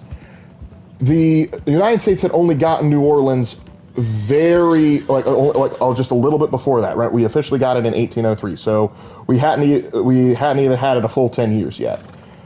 It would have been very easy for Britain to take it and then justifiably say, hey, you really you have a loose claim to this. We're going to take it as a part of the proceedings. You can keep everything else. So Andrew Jackson needed to go down there and do something about it. But the problem is, Andrew Jackson didn't have a lot of men under his command. He only had a few regulars. So he had to call up the Cajun militia to come help him out. But that wasn't even enough. So he called the local Choctaw tribe and said, hey, you want to help us fight the British? And they agreed. However, he still didn't have any cannons. So he finds an old French pirate chilling in the bayou saying, I will give you a pardon for all crimes against the United States government if you and your boys show up with your cannons. To which the French pirate goes, a chance to screw over Britain? Sign me up. So literally, Andrew Jackson leads a bunch of hillbillies, Cajuns, army soldiers, Indians, and French pirates against the British Marines and Navy. It's beautiful. Absolutely beautiful. Great Hollywood movie in the setup. Because it gets even better. Major Pakenham, he and his boys march out, and Andrew Jackson's made these like ramshackled ramparts. Just absolutely the most lackadaisical ramparts you will ever see. Absolutely like atrocious, but they're better than nothing. All you need to do to get over them is put some ladders up and you're good. Major General Pakenham marches his soldiers up. The Americans open fire. They start moving. They stop in front of them. They go, and the order is given. All right, send forward the ladders. To which Pakenham's second in command says, you wanted me to get the ladders? Oh, I thought someone else was. The ladders are back on the ship. So the British Grenadiers, ironically, are seeing Major General Pakenham presumably choking out his second in command, going, if we survive this, I'm going to kill you, because the ladders are at the back of the ship. They have to send somebody, go pick up the ladders, bring them back, and that entire time, they're getting shot at by the Americans and their little coalition of Indians and French pirates, and Andrew Jackson's just sitting there going, how the hell is this working? It was a beautiful thing. Hillbillies, Indians, French pirates, and American soldiers versus the Kingdom of Britain. And it worked. By all accounts, it shouldn't have, but it worked. And that's what made Andrew Jackson a household name. We took a little bacon and we took a little beans. You know, we eat bloody British at the Battle of New Orleans. Fired up guns and a man that'll go. I know that song. Took a gator and we powdered his behind. They want you to fight. Nobody will be killed. We're just gonna trap a few of them in the valley. Dutch, I do not trust you. Sounds like the perfect action comedy. Yeah, you could have like a Mel Brooks style comedy out of that. Just tweaking Uncle Sam's nose a little. I need you to help me.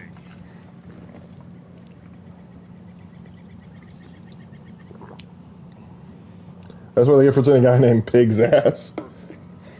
He was Pakenham, all right. Hi-yo. Yeah, Pakenham actually died in that battle.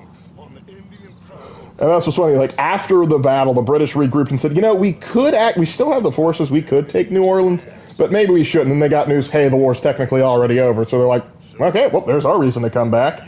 But what's funny is, Andrew Jackson, his success at New Orleans got to most Americans before the Treaty of Ghent did. So from the American perspective, we win the Battle of New Orleans, war ends.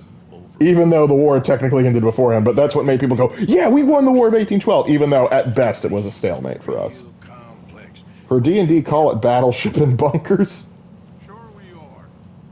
That's actually not a bad name.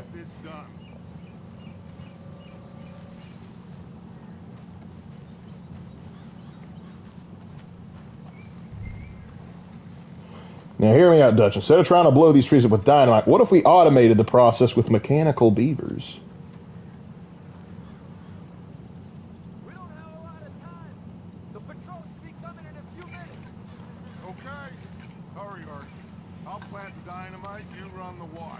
Josh is very truther after all. He has a nice hat. That is true. He does have a nice hat. He should have used that on Leviticus Cornwall. I need $10,000 in that boat. Why should I? I have a nice hat. Damn it. He does have a nice hat. War of 1812 is kind of goofy to me. It is. Because how he got involved with it is also crazy. Because the British didn't exactly do themselves any favors, and they kind of played right into Napoleon's trap. So the thing is, when Napoleon and Britain started duking it out again, both sides, like Napoleon was like, okay, Europe, you're pretty much under my control. Nobody trades with Britain. And Britain was like, okay, oh yeah, well nobody trades with France. And America's like, hey, we're trying to be neutral. Can you not can you not mess with either of us? And both Britain and France gave a resounding no. But eventually France realized, hey, I could convince the United States to kind of be more on my side. I say, oh, I'm sorry, of course you can trade with Britain too. You're not a part of this European affair. And we'll be happy to continue trading with you as well. So that worked out well. Britain kept it up, but not only did they do that, they also started doing the impressment of sailors. Oh, yeah, exactly what you're talking about, Tim. So what they would do, and how it was explained to me in college, is when they would, like, the British would commonly pull over American ships and go, wouldn't happen to be heading to sell stuff to France. We can't have that, now can we? So we're going to take your cargo, and we're going to call it, wait a minute, you there. What's your name? Bob. Bob? That's a British name. You're British, but I was born in Boston. Nonsense. Once British, always British. You have the privilege of serving His Majesty's Navy. Come on, son. And so they would kidnap these people, these Americans, and force them to serve in the British Navy because having a naval warfare with France for several years depletes the reserves, and it can take time to train up new sailors. So why train up new sailors when you can just kidnap sailors and press gang them into service? And so this caused some problems, not to mention the British were arming Tecumseh and his boys in the back country, which we were not too pleased with. And then, to top it all off, just the trade policy really chapped us. And so, here's what's funny. We finally get irritated enough. James Madison asked Congress for a declaration of war. We get the declaration of war. And then the declaration of war reaches Britain right as Britain reversed their trade policy on us. And they go, okay, guys, let's calm down. America's was mad with us. Let's wait a bit. Maybe they'll change their minds once they realize we've changed our trade policy anyway. But America's like, but we already declared war. Come on, this is the first time we've officially declared war. Nah, we got to do it. And so Britain was like, okay, fine.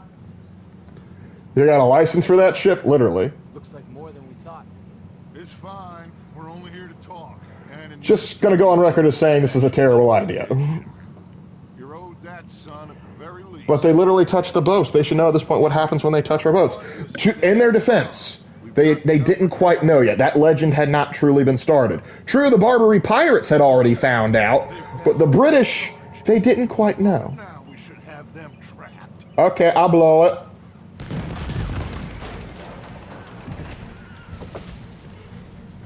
Put your hands up. You're surrounded. Nobody Again, this is a terrible idea. Your humiliation of us has gone on quite enough. Yeah, because it's not like there aren't more American soldiers. I agree. You're making a mistake. Put your hands up, soldier. Take a little humiliation and leave these fine folks alone. Hey, you ever heard what the Samurai did to the Romans and what the Romans did in response? What now? We should move. No, not quite yet. Soldier, you and your friends gonna tuck tail and run off? Run! Excuse me? I'm getting bored of this. Your friends fired first, soldier! Oh, this was a bad idea. To quote Han Solo, I got a bad feeling about this. There's always more U.S. soldiers, okay? The Confederacy had to learn the hard way.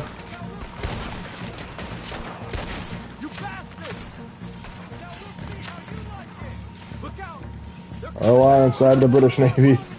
I will hurt you. Yeah, we also, I will say, we also beat the British Navy on the Great Lakes, which was no small feat. We did really good there.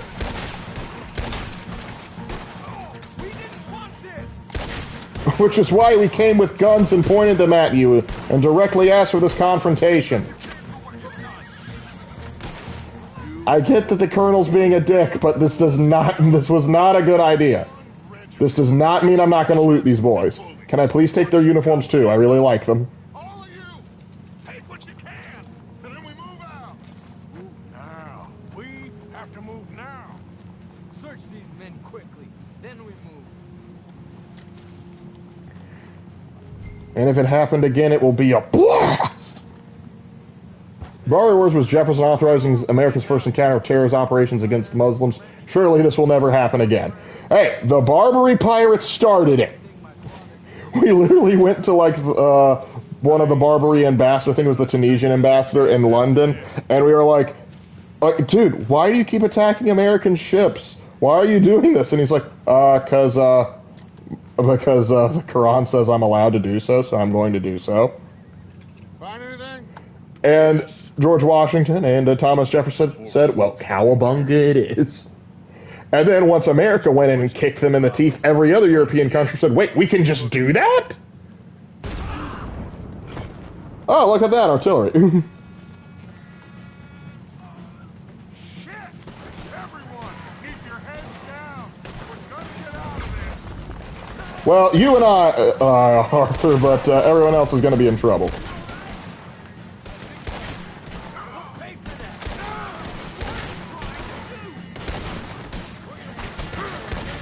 What do we do here, Dutch? This is a lot of men. Just hold your ground.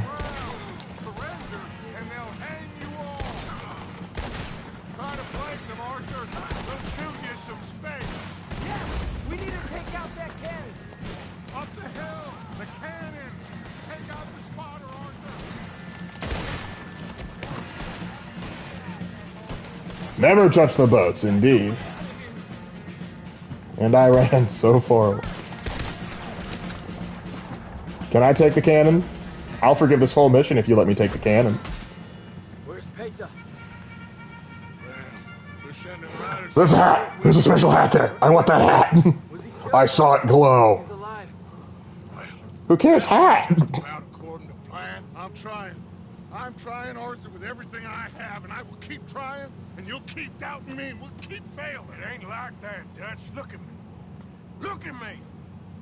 Just, Do I got something in between my teeth? I'm worried about folk. I know.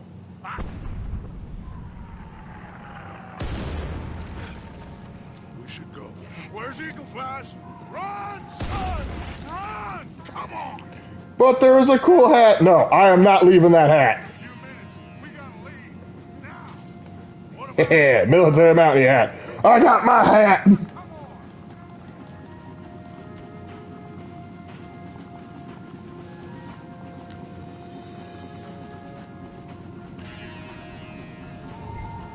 Awesome hat is more important than mission. Yes, it is.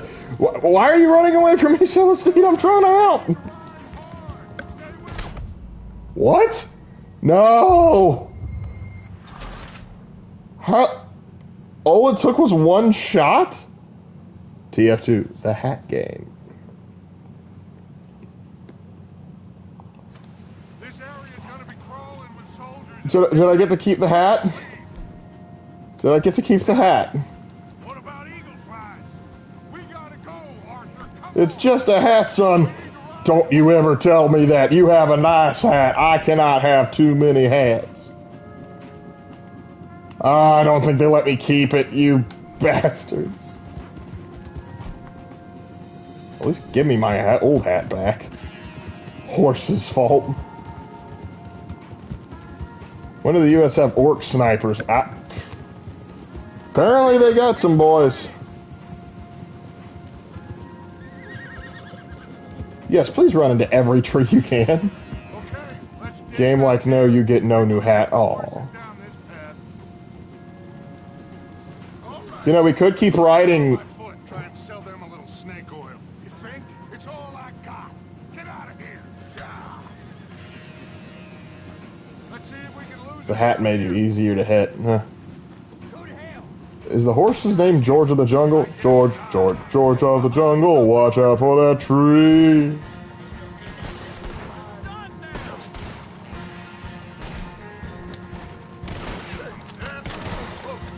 Dutch, as much as I want to shoot you, get out of the way.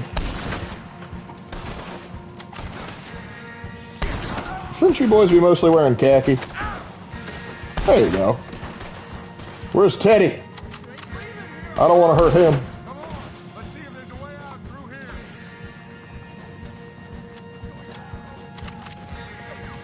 This is where you are on the left.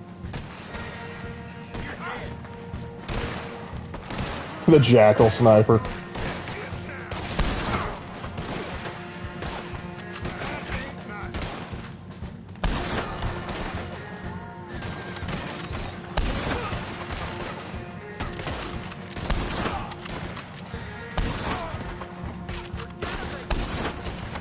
Yeah, that center mass shot you're not surviving from.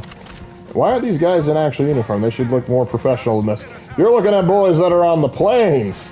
They don't see a duty officer coming around to inspect them. Have you ever played Sniper Elite? One of them, yeah. I think it was more. Oh,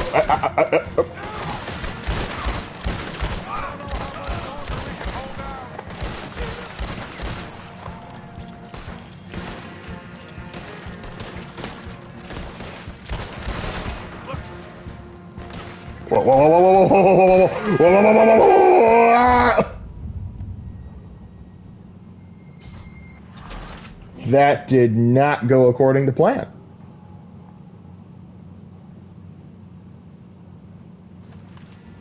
Let's go, Arthur. Come on. I'm gonna switch to the repeater.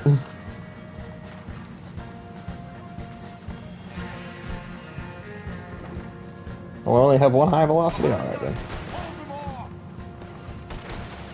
Hold them off. Why don't you hold them off? And you're the one who picked the battle, Dutch. I don't want to hear it from you. He did have a plan. It was dumb. Clearly, his plan was, I'm going to pick a fight with the U.S. military. What could go wrong?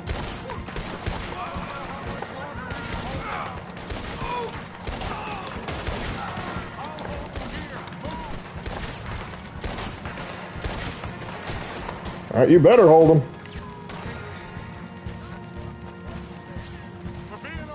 Madness, madness, and stupidity. Well, great place for a last stand.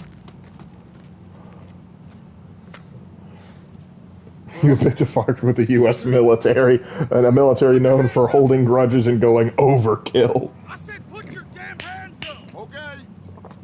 Because bear in mind, Dutch, the last war we got involved with at this point was the Spanish-American War.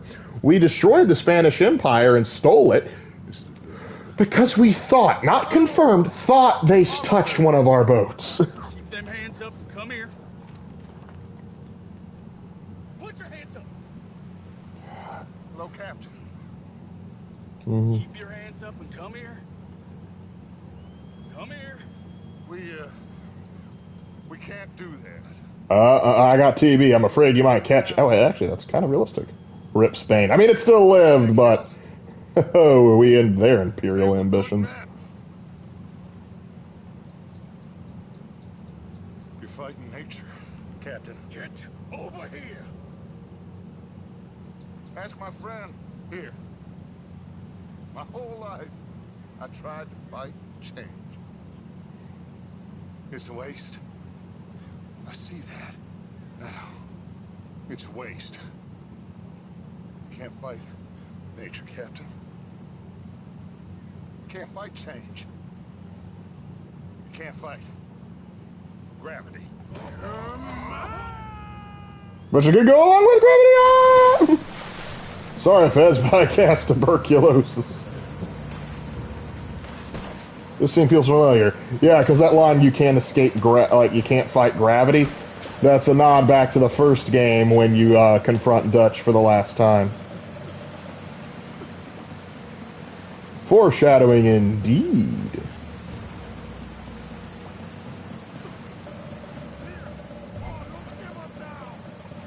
But I want to give up. I'm tired, Dutch. Dutch, I'm tired of fighting.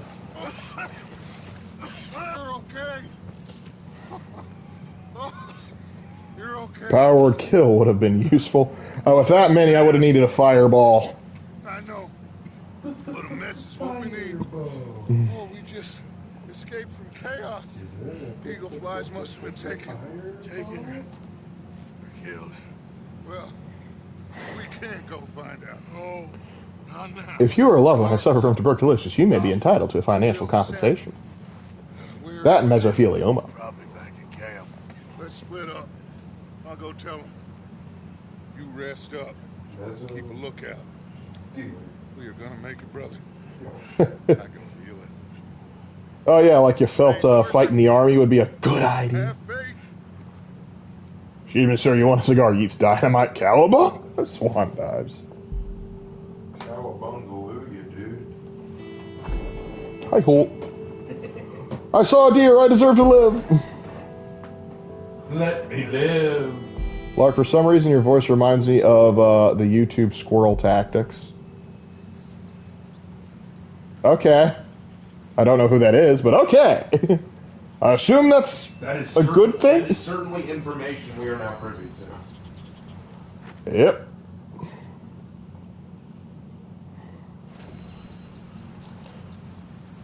Alright, so with that update, I think I should finally be able to get the Litchfield repeater, because I have the Carcana rifle. I think I have literally every gun in the game that is like a unique one, and I can get the Litchfield repeater. He's the king of the hill YouTuber. Oh! Okay.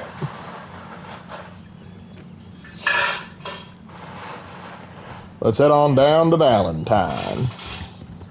Let's head on down to the beach. And see Saruman's fighting Uruk-hai.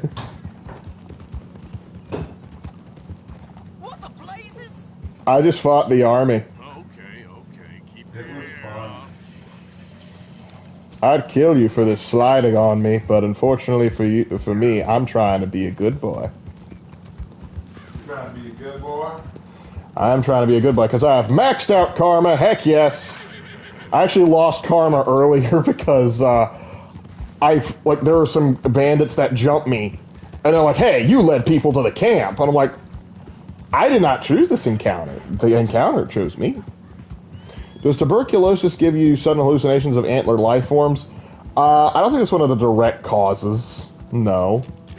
Because basically what happens is like your lungs liquefy. Thinking back to when I had it. What? How do you think of the interactions between Arthur and God at the pearly gates? Well, I'm hoping he had a saving faith. Otherwise, that conversation is not going to go the way we want it to. But it's kind of interesting because he does talk, and I blame the writing for this because though we have a good relationship with like a Catholic priest and the nun, they don't really step on the idea of what it means to be saved in Christian theology, which would have been a really bold decision to do, and I would have applauded them for doing that, but no. Keyword trying to be good. Toss it. So I lit myself on fire and I burned the corpse of some soldiers. Am I really that bad a guy? Come on. The answer is yes. Come on, I do that every Wednesday. Yeah. Who's to know?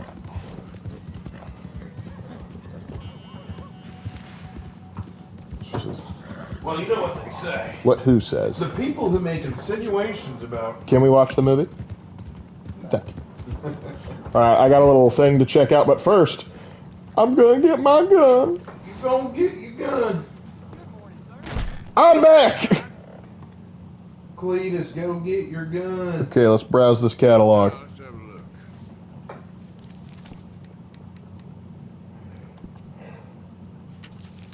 You're better than Dutch and Micah. Finally! It's beautiful! Oh, I was supposed to get the gold plating there.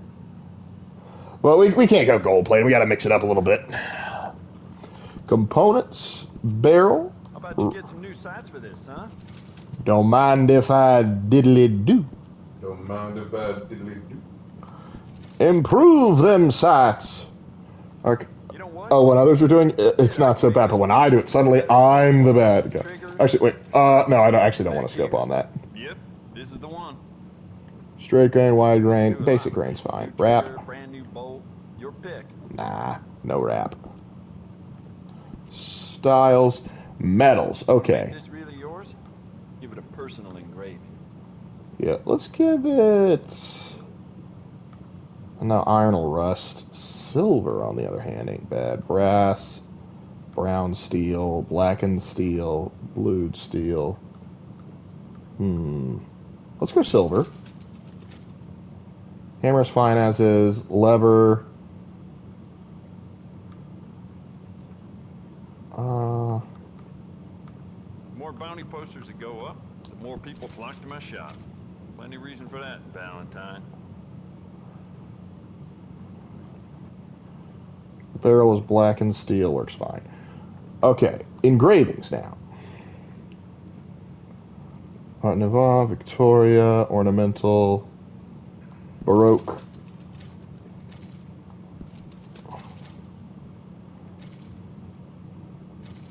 We even got some stuff on the lever. That's nice. Carvings. Deer, wolf. In reference to the things that Kennereth keeps sending to attack me. We're gonna go there. I'll really check the varnish.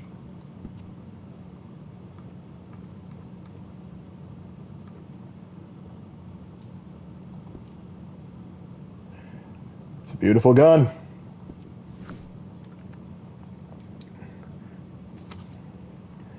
Any other guns that I haven't gotten yet?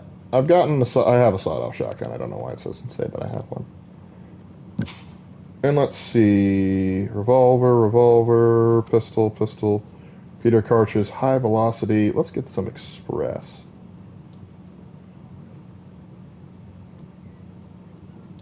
Yours now.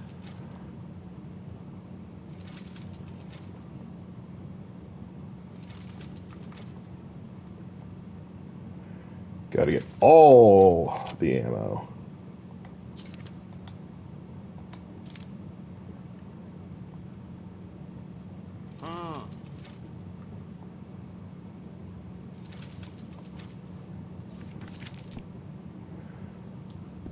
All right, we got the goods.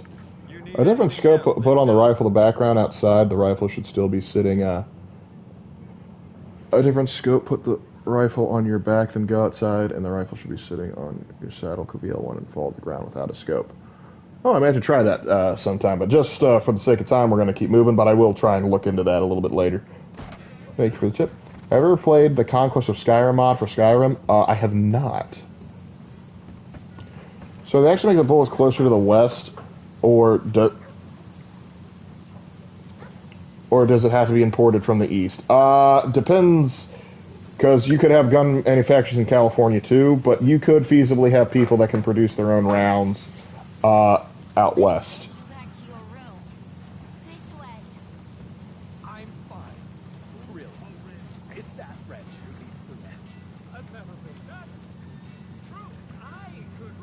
Oh, these clowns. Both of you are going to bed, and that's the end of it. I guess I missed the opportunity to do something about it.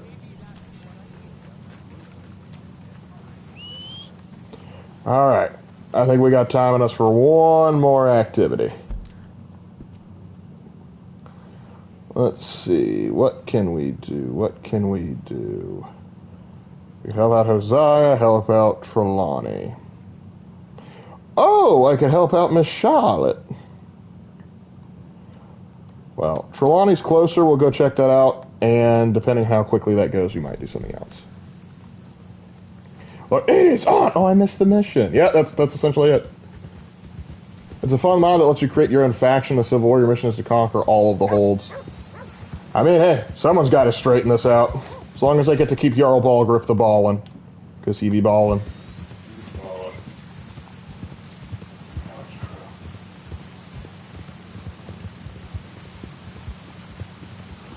Goodbye, Valentine. Goodbye, the only nice gunsmith.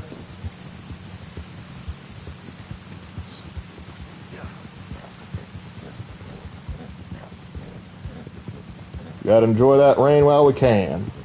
Don't always get out here in the Wild West, even if we are further east than most Wild West stories would have us believe.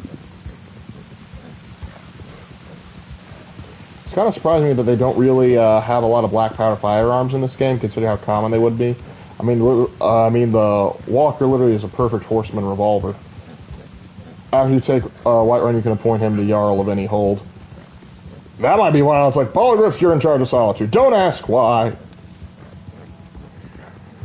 But yeah, black powder would have still been used at this point. Heck, black powder was used up until like the 1970s for certain guns. Smokeless powder really wasn't as huge as you might think. But what I really wish could be possible is, like, it would be awesome, like, you know how with that slave catcher that we found, and we found his old gun, if we could have been kept it and restored it, to pull out a black powder, or like a percussion cap pistol, and just go, tally ho, lads! Hashtag Bulgar for High King. Honestly, yeah, Bulgar should have been the choice of the Empire for High King. Traditional Nord, knows what the heck he's doing, calm head, but also understands the importance of allying and working with the Empire.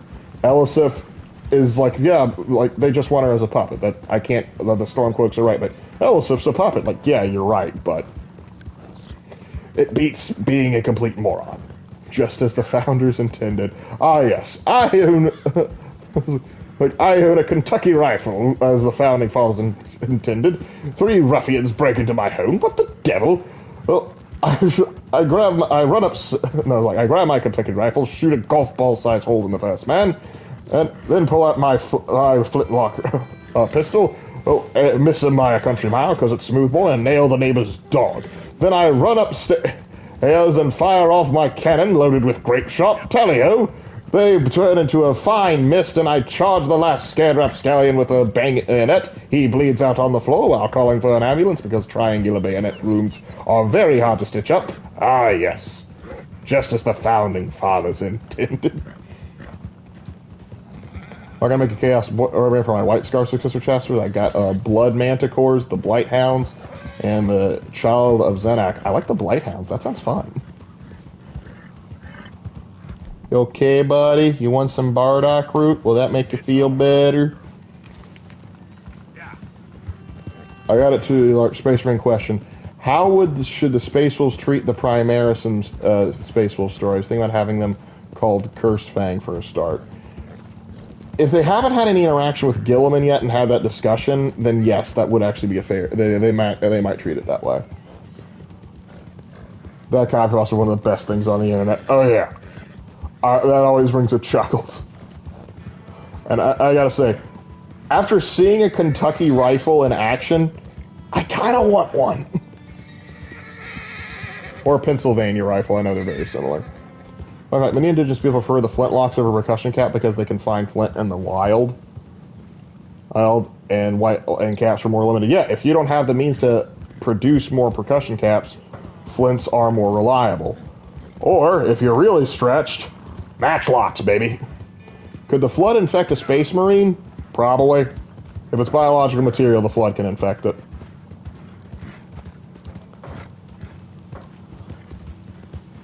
Flint and steel. Did that bird just die?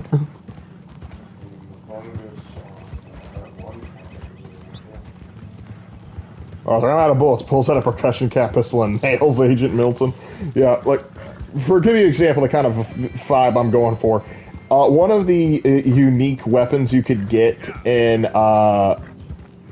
Ghost Recon Wildlands, and while you were in Bolivia, was the Jackdaw pistol. Literally, the Black Flag, flintlock pistol. And so you could be fighting cartel members and just whip out this flintlock, blow a golf ball size hole in them, and just roll off. It is such an impractical weapon, but it was so fun to use.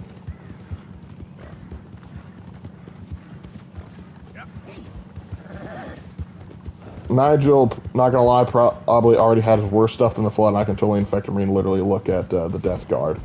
Yep, Space Marines are more resilient, but that doesn't mean they are completely immune to disease and other environmental factors and chemical weapons. The Flood is probably one of the scariest races in science fiction, absolutely. Look here. I guess you don't pay no mind that these is murder-free. Got it smart. Why did you pull out?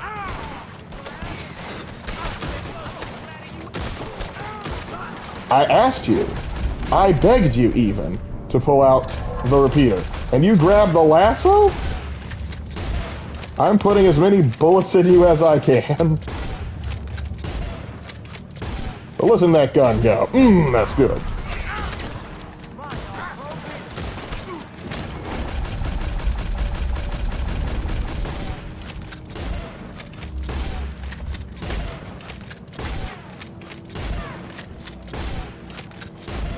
Wait, no, he still might be alive. Let's put a few more in him.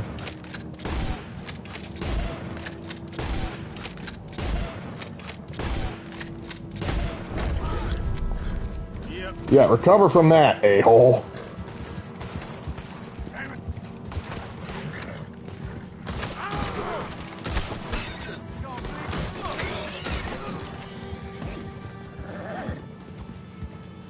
Nice try, inbreds. Man accosted by local crackheads. Dozen deads. More news at 11.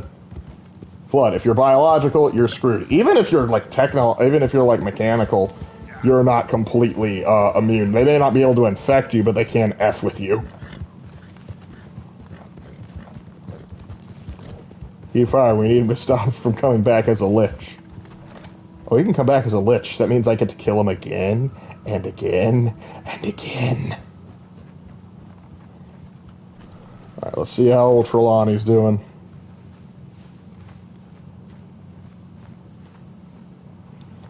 Oh, Trelawney!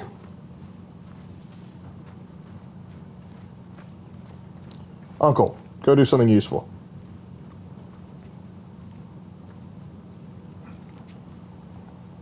Josiah? I was, Leaving again? yes, just leaving. I'll see you soon. Perhaps. I'm dying. Well, if I was you, I'd disappear too. This is all pretty much over. I'll be back. No, you won't. Let's not pretend no more. Get out of here. I'll miss you, Arthur. You've been a fine friend to me. No, let's not get over sentimental. I did enjoy your missions, though. Quiet, get out of here. Go on a blessing. Thank you, Arthur.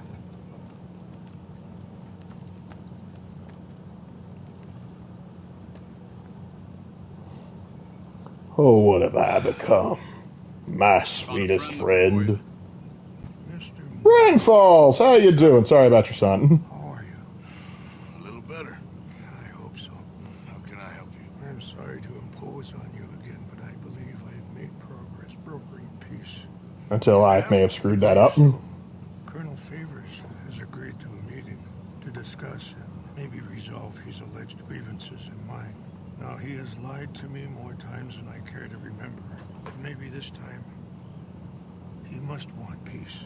Yeah, no, he Why would doesn't. possibly want to humiliate us further. It's for his own personal glory to say that he fought the savage. Perhaps I could make one last request. My men are not allowed to carry arms. You want us to keep the peace? Yeah, it'll be a lot of dull talking and ceremony. But I feel with some non-tribe members present, their chances of lying or worse will be reduced. Will you, Arthur? Honestly, it might be better off encouraging a reporter to Ain't my come. business, brother. No, I know. I love how Halo Comet evolves as a story, or you have a fairly grounded military sci-fi setting getting erupted by an eldritch horror. Saved your life. Yep, pretty much. Do it for me. Alright. Come on. But only because you're my friend, Chuck. You owe this man. You should have him do your negotiation. Let's go. I mean, he wouldn't be the worst at it. Honestly, wish Hosea was here for this. He could actually be a better negotiator in this sort of situation. It surprised me that Rockstar has not added the Walker to this game. It's literally a big iron, and it's a ye old hand cannon used in Blood Meridian. It's a outlaw pistol.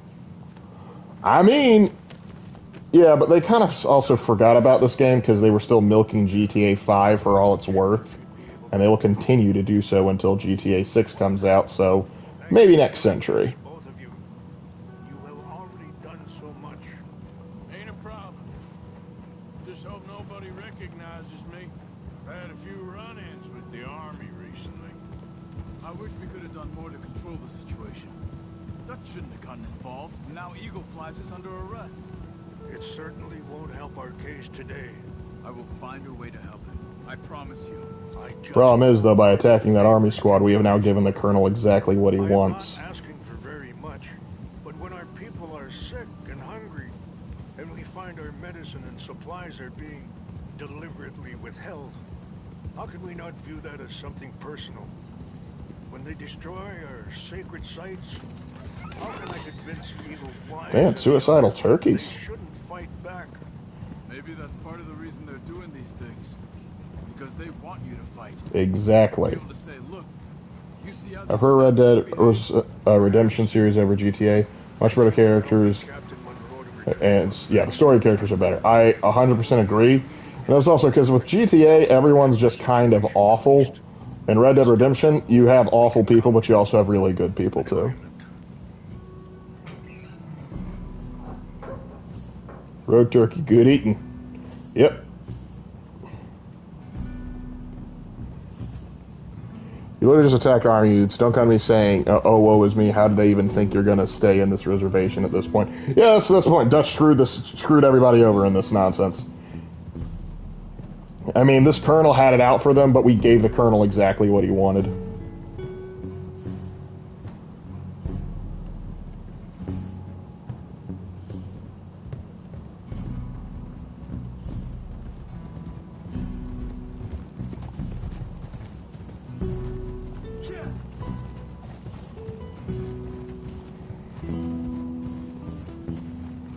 Savages, savages, barely even human. Now we sound the drums of war. Lark, you want to go bowling? For the last time, I do not want to go fracking bowling. I don't know, Arthur might actually want to go bowling as long as he can bring his jelly beans. This way.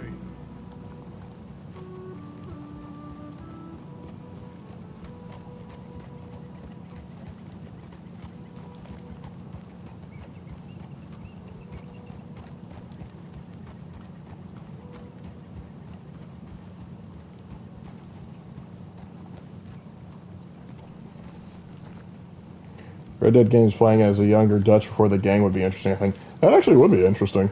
I actually would think that'd be more interesting than playing as Jack, or playing as Hosea, maybe.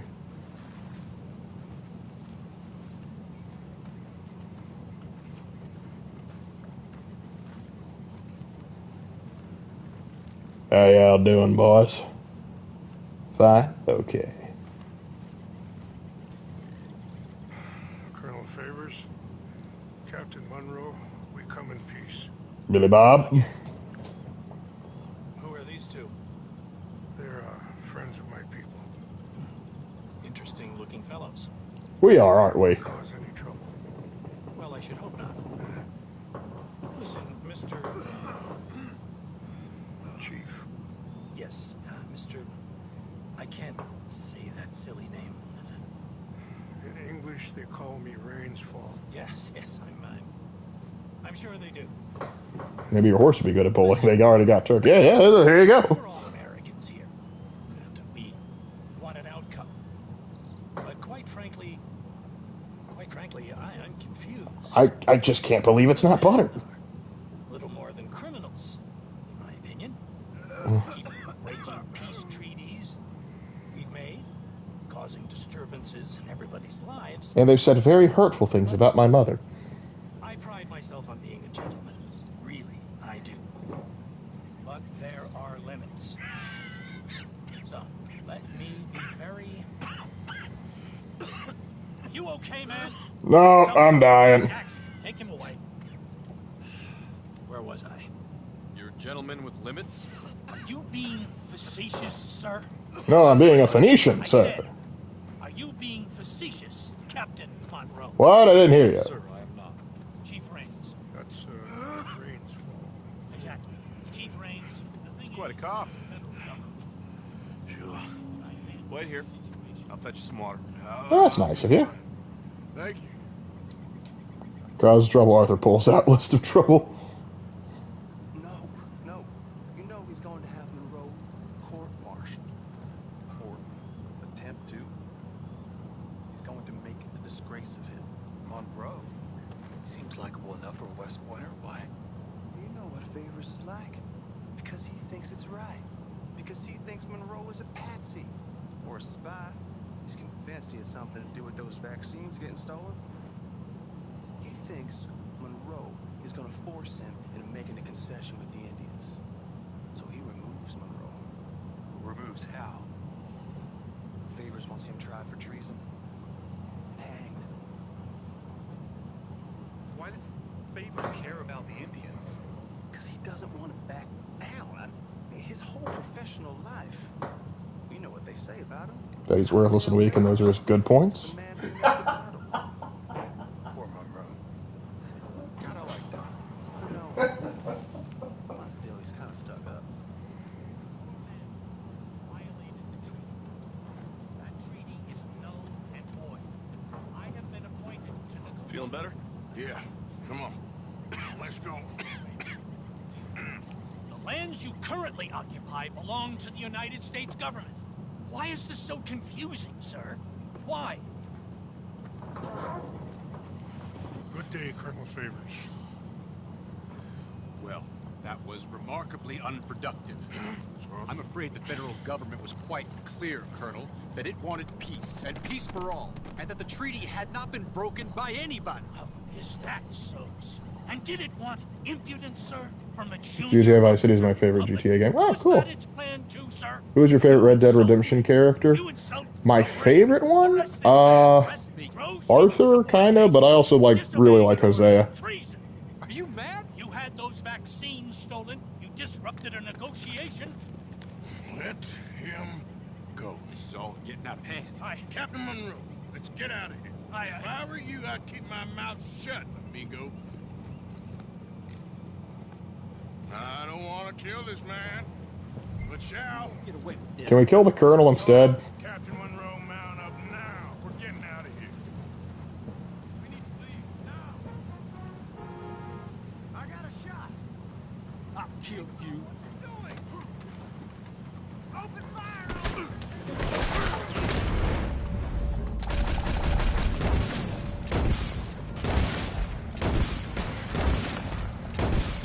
Got the Colonel.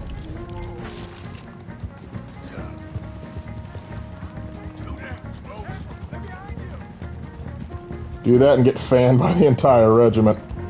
Yeah, well, it was gonna go down anyway. At least I took the Colonel.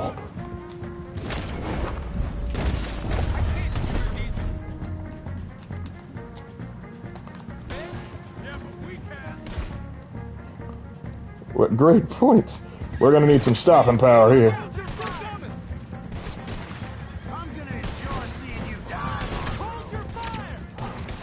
They don't take orders from you anymore, Captain.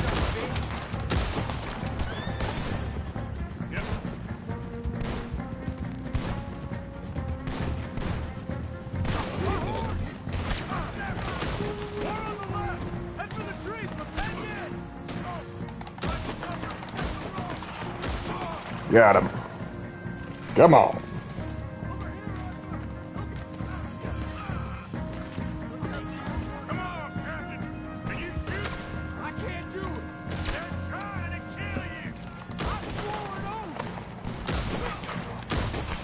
Become an Oathbreaker Paladin, man. It's fun.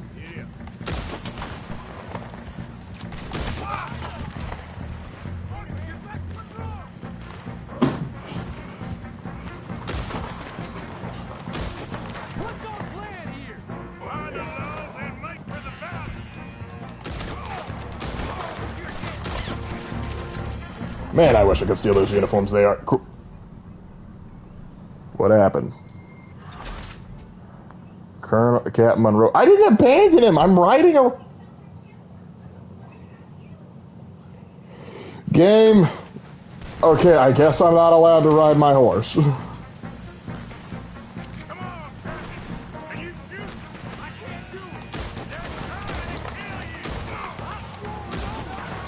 You're too far from. I was looping back around.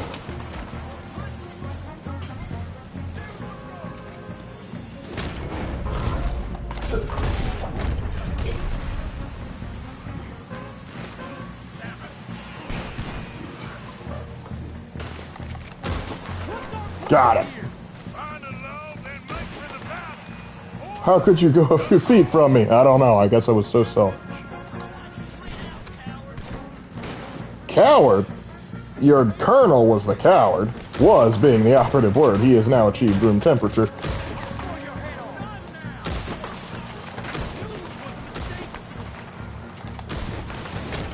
Okay. I'm gonna get both your limbs, because apparently I can't hit you.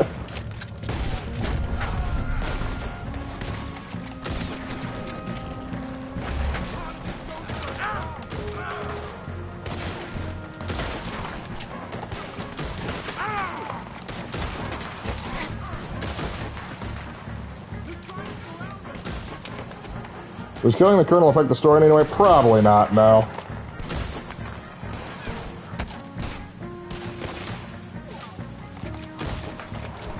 I am sorry, Mr. Morgan. I cannot kill these men. Don't worry, I can't.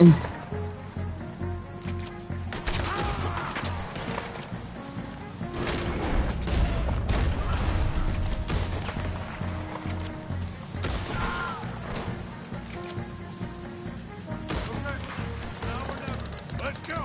Captain Monroe, you're with me.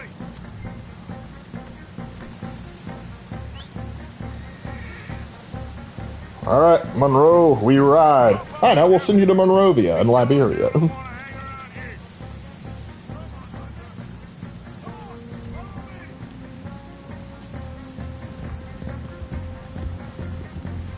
Run away from the trumpet. Lark, the Codex says you need to protect the captain. Well, I can't read.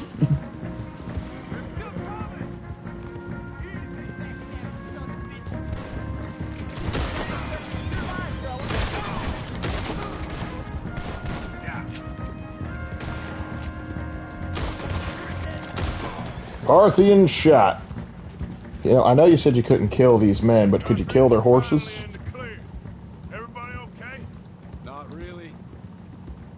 What do we do now? You get out of here. Fast. Take you to the station. I can't believe that just happened. Believe it. I've been an army man my whole life. I heard them talking. They was gonna have you hanged for treason. You can't die for those fools. And what about the chief? We'll do what we can. I guess I won't be submitting my report. I wouldn't think so. Hey, I saved you some paperwork. You're welcome. Captain should flee to either Mexico or Tahiti. I might recommend either going north to Canada or going to Australia.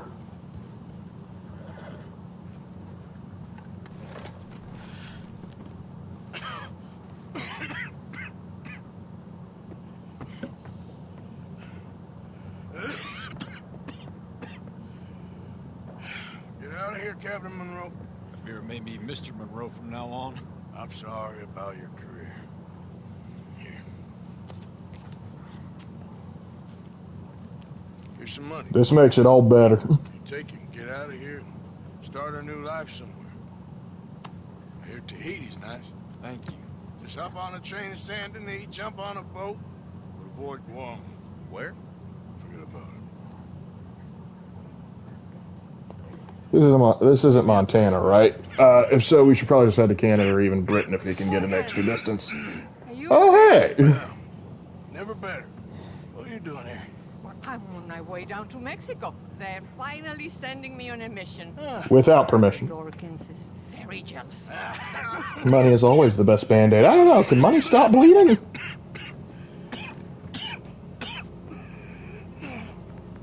What's wrong? The TB. I'm dying, sister. Okay. Yeah, I got TB. Consumption, even. I got it. Beating a man to death for a few bucks. It was fun. I've lived a bad life, sister. We've all lived bad lives, Mr. Morgan. We all sin. Granted. But I know you. You don't know me. Forgive me, but that's the problem. You don't know you. What do you mean? I don't know, but whenever we happen to meet, you're always helping people and smiling. I had a son. He passed away. Had cancer. He was in this place called the Institute. It was weird. My mama died when I was a kid. And my daddy, well, I watched him die. And it weren't soon enough. My husband died a long time ago. Oh, so you were married before you went to the Life cloth. is full of pain. But there is also love and If you want it in your wounds, you could. That's fair enough, AJ. What am I gonna do now? be grateful that for the first time, you see your life clearly. Sure. Perhaps you could help somebody. Helping makes you really happy. I still don't believe in nothing. Often, neither do I. Odd thing to But say as a then nun. I meet someone like you, and everything makes sense. You met a cowboy dying of TB, and it all clicked for you, did it? Far from me, sister. I guess I'm afraid. There is nothing to be afraid of, Mr. Morgan. Take a gamble that love exists and do a loving act. All aboard? I would say you need to take a gamble on I shall try. love in a different No, sense. you will. I wonder how the story would have gone if the church went to aid the natives. The Catholic Church is not in a position to aid them. The Catholic Church did not have enough respect in the American government to warrant anything. If anything, they would see it as popery and the papistry trying to interfere with American business, which would have been which wouldn't have been looked favorably upon. Particularly when you consider most Catholic domination in the United States would have been in coastal cities, not out in the countryside. I like the way you said that, Lark. They would see it as popery. Popery, but I meant to say popery, but poper overreach. Sure, why not? All right. Well, with that touching scene, I think that's a good place to end. It is almost 11, and we're doing pretty good. We are getting close to the end. I think maybe one or two more, and we will actually be done with the main story, and then we can get into the epilogue. So, yeah, we are moving right along. So anyway, guys, thank you so much for watching. Appreciate you guys sticking with me even when I lost my crap over that one mission. If you know, you know. But anyway, had a great time, and I will see you in the next one. Take care.